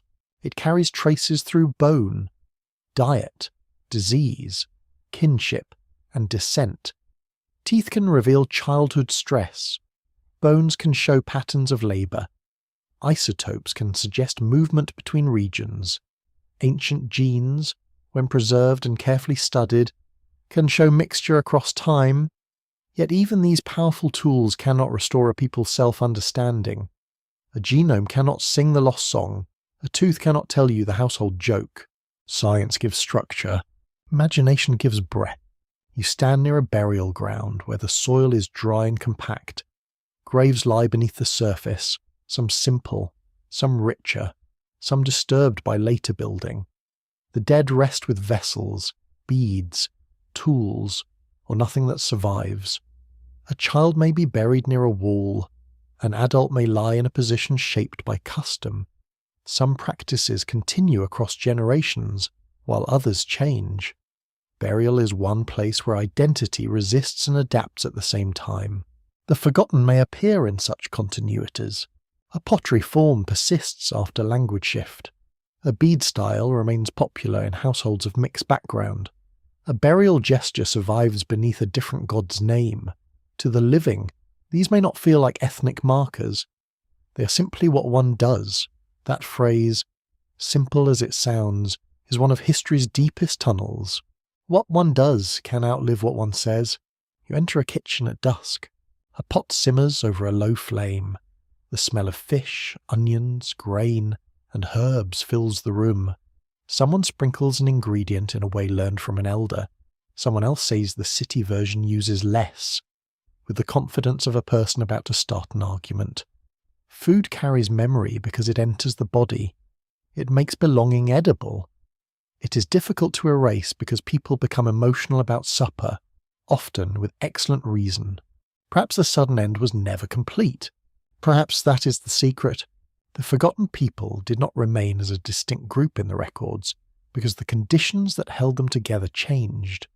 Their water routes shifted, their villages emptied, their gods were absorbed, their language thinned, their labour was reorganised, their children married outward, their name lost usefulness. Yet pieces of them entered the larger Sumerian world, and from there passed onward into later Mesopotamian cultures. An ending can be real without being total. That is hard but important. A person can lose a homeland and still raise children. A community can lose its name and still shape a civilization. A god can lose an old shrine and still receive offerings under another title. A language can die and leave words behind. A craft can outlive the people first known for it. a recipe can survive longer than a kingdom. You pause in a lane as evening settles. The city is full of descendants who do not know which ancestors they carry. A scribe's child may have a grandmother from the marshes. A brewer's family may descend from migrants brought after conflict. A priest may perform a ritual that began with a local group now unremembered. A canal worker may speak official Sumerian while using tools designed by people whose names no tablet honoured. The people inside us are not always celebrated. They are used, loved, forgotten, repeated, and transformed. There is a gentle unease in realizing that identity is not a sealed jar. It leaks across generations. It absorbs strangers. It changes through hunger, marriage, work, worship, and fear. The forgotten people may be gone as a people, yet present as ancestors of practice, ancestry, and landscape memory. They are not waiting in a hidden city. They are scattered through the ordinary. Perhaps that is why they are so difficult to mourn. You cannot point to one grave and say, "Here they ended." You cannot point to one tablet and say, "Here they speak clearly." You must look at hands kneading dough, boats moving through reeds, children learning official words, buried bowls under floors, and old gestures inside new temples. Their survival is dispersed. Their disappearance is dispersed too. The night deepens. A family gathers near a lamp. Bread is shared. A child asks where an old saying came from. An elder gives an answer that is partly true and partly softened by time. Outside, the city breathes in darkness, built by many peoples, remembered under fewer names. Perhaps the forgotten people are not behind us. Perhaps they are beneath every "we" ever spoken.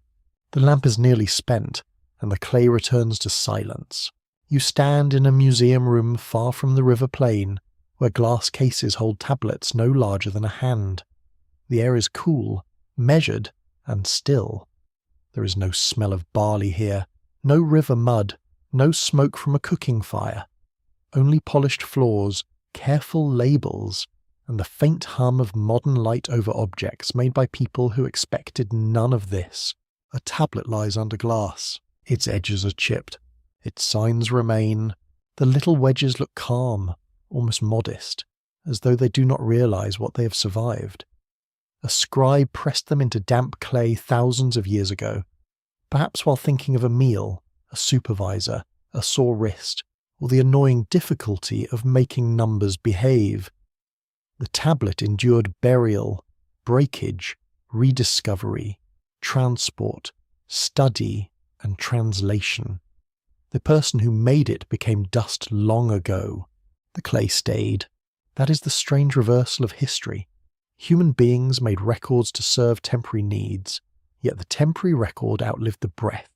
The city, the god statue, and the empire that believed itself permanent.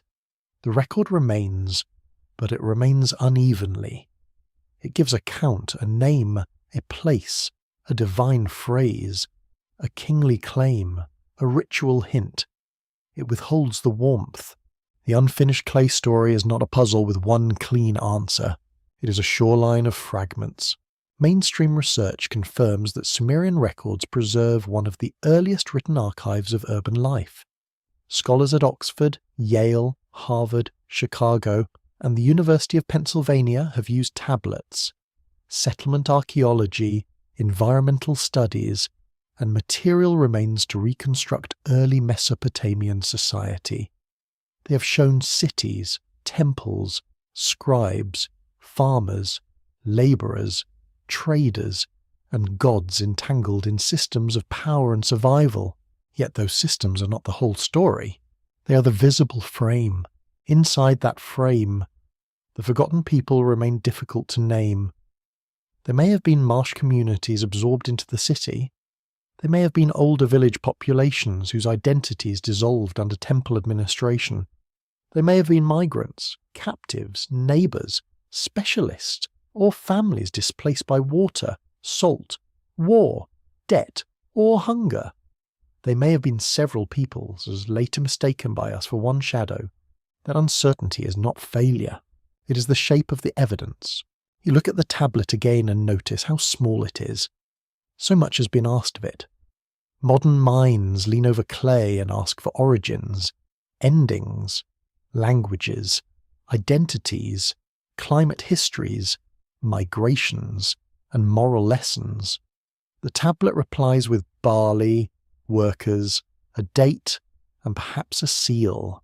It is like asking an old shop receipt to explain the human soul.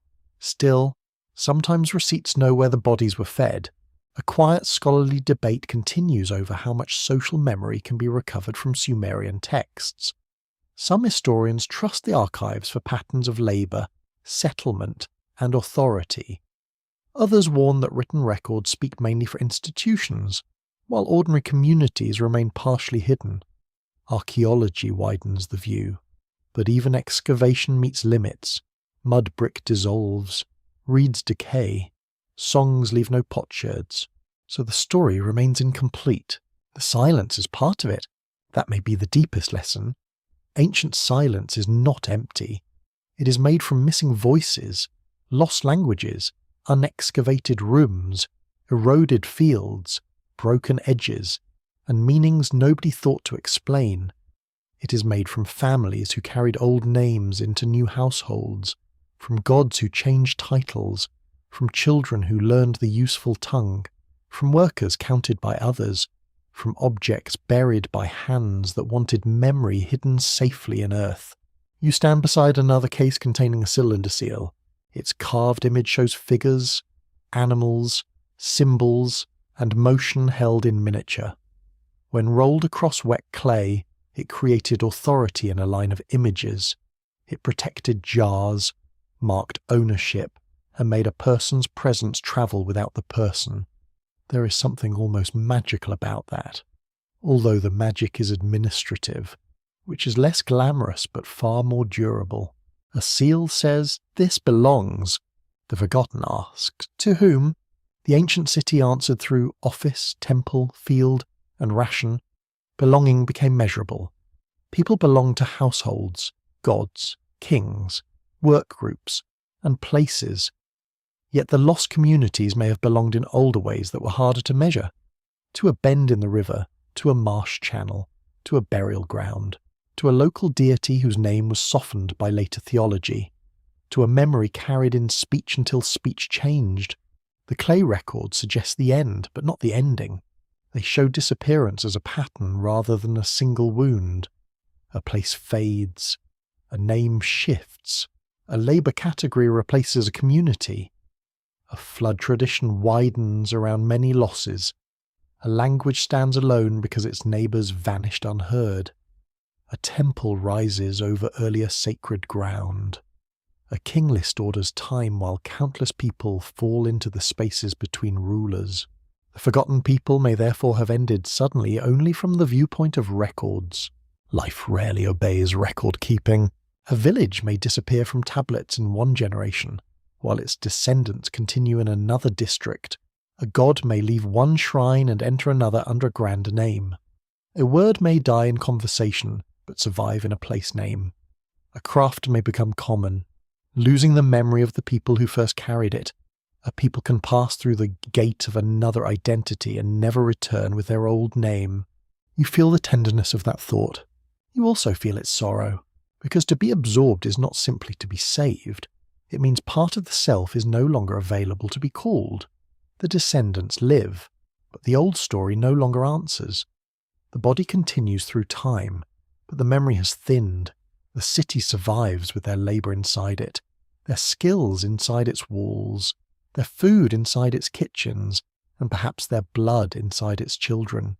Still, their own voice is barely audible. A quirky fringe idea sometimes imagines that Sumerian tablets hide the complete record of a vanished race, waiting for one dramatic translation. That is not how the evidence works. The deeper mystery is quieter. The tablets do not hide a perfect answer. They reveal how imperfectly civilization remembers. They show that the first written world was already standing on layers of unnamed human life. This is more unsettling than a secret. A secret can be opened. A loss must be lived with. You turn toward the darkened window of the museum. Outside, modern streets move with cars, voices, and light. Inside, the tablets rest like small brown islands of ancient attention. Each one is both survival and reminder. It survived because someone wrote. It reminds you of everyone who did not. Perhaps that is why the story does not close. It cannot. The clay does not tell you that one forgotten people ended in a single catastrophe. It suggests something wider, softer, and more difficult. It suggests that the beginning of recorded civilization was also the beginning of recorded forgetting. To write some lives clearly, history allowed others to blur, to build cities, older settlements were covered, to preserve gods, earlier spirits were renamed, to organize labor, older identities were broken into useful signs. You breathe slowly in the cool room. The tablet waits. It is not silent because it has nothing to say. It is silent because too many lives press against its edges, asking to be heard through a language built for other purposes. You cannot restore them completely. You cannot give them back every song, every name, every lost word for reed water under morning light. But you can notice the shape of their absence. Perhaps that is a kind of listening, and perhaps, in the brown clay of Sumer, the sudden end of a forgotten people is not a final door closing. Perhaps it is a dim passage, half filled with dust, where the records continue for a while, then stop while human life moves on under other names. The museum light seems softer now. The last image is simple. A tablet beneath glass. A river far away. Are people almost gone and not entirely gone? The story rests there, unfinished, as all ancient stories must, because the earth has not given up everything it holds. More clay may still lie beneath mounds, beneath fields, beneath rooms not yet opened. More questions may rise from names broken at the edge of tablets. More ordinary people may step forward from fragments, not as kings, but as hands. So the night loosens its grip. You do not need to solve the mystery now. The old cities are quiet. The rivers move slowly through darkness. Reeds whisper where water touches their stems. Somewhere in the mind, a lamp burns low beside a tablet that has waited longer than any listener can imagine. Let the unanswered parts remain soft. Let the missing names rest. You have walked among grain, clay, marsh water, temple smoke, broken rooms, and fading words. You have heard how a people may vanish through hunger, work, flood, worship, language, marriage, and memory. You have also heard how nothing human disappears in only one way. Breathe gently. The ancient plain grows dim. The dust settles over the walls. The canals shine under moonlight. A child's forgotten song moves through a house that no longer stands, then becomes only a feeling, then becomes sleep. The clay keeps its small marks.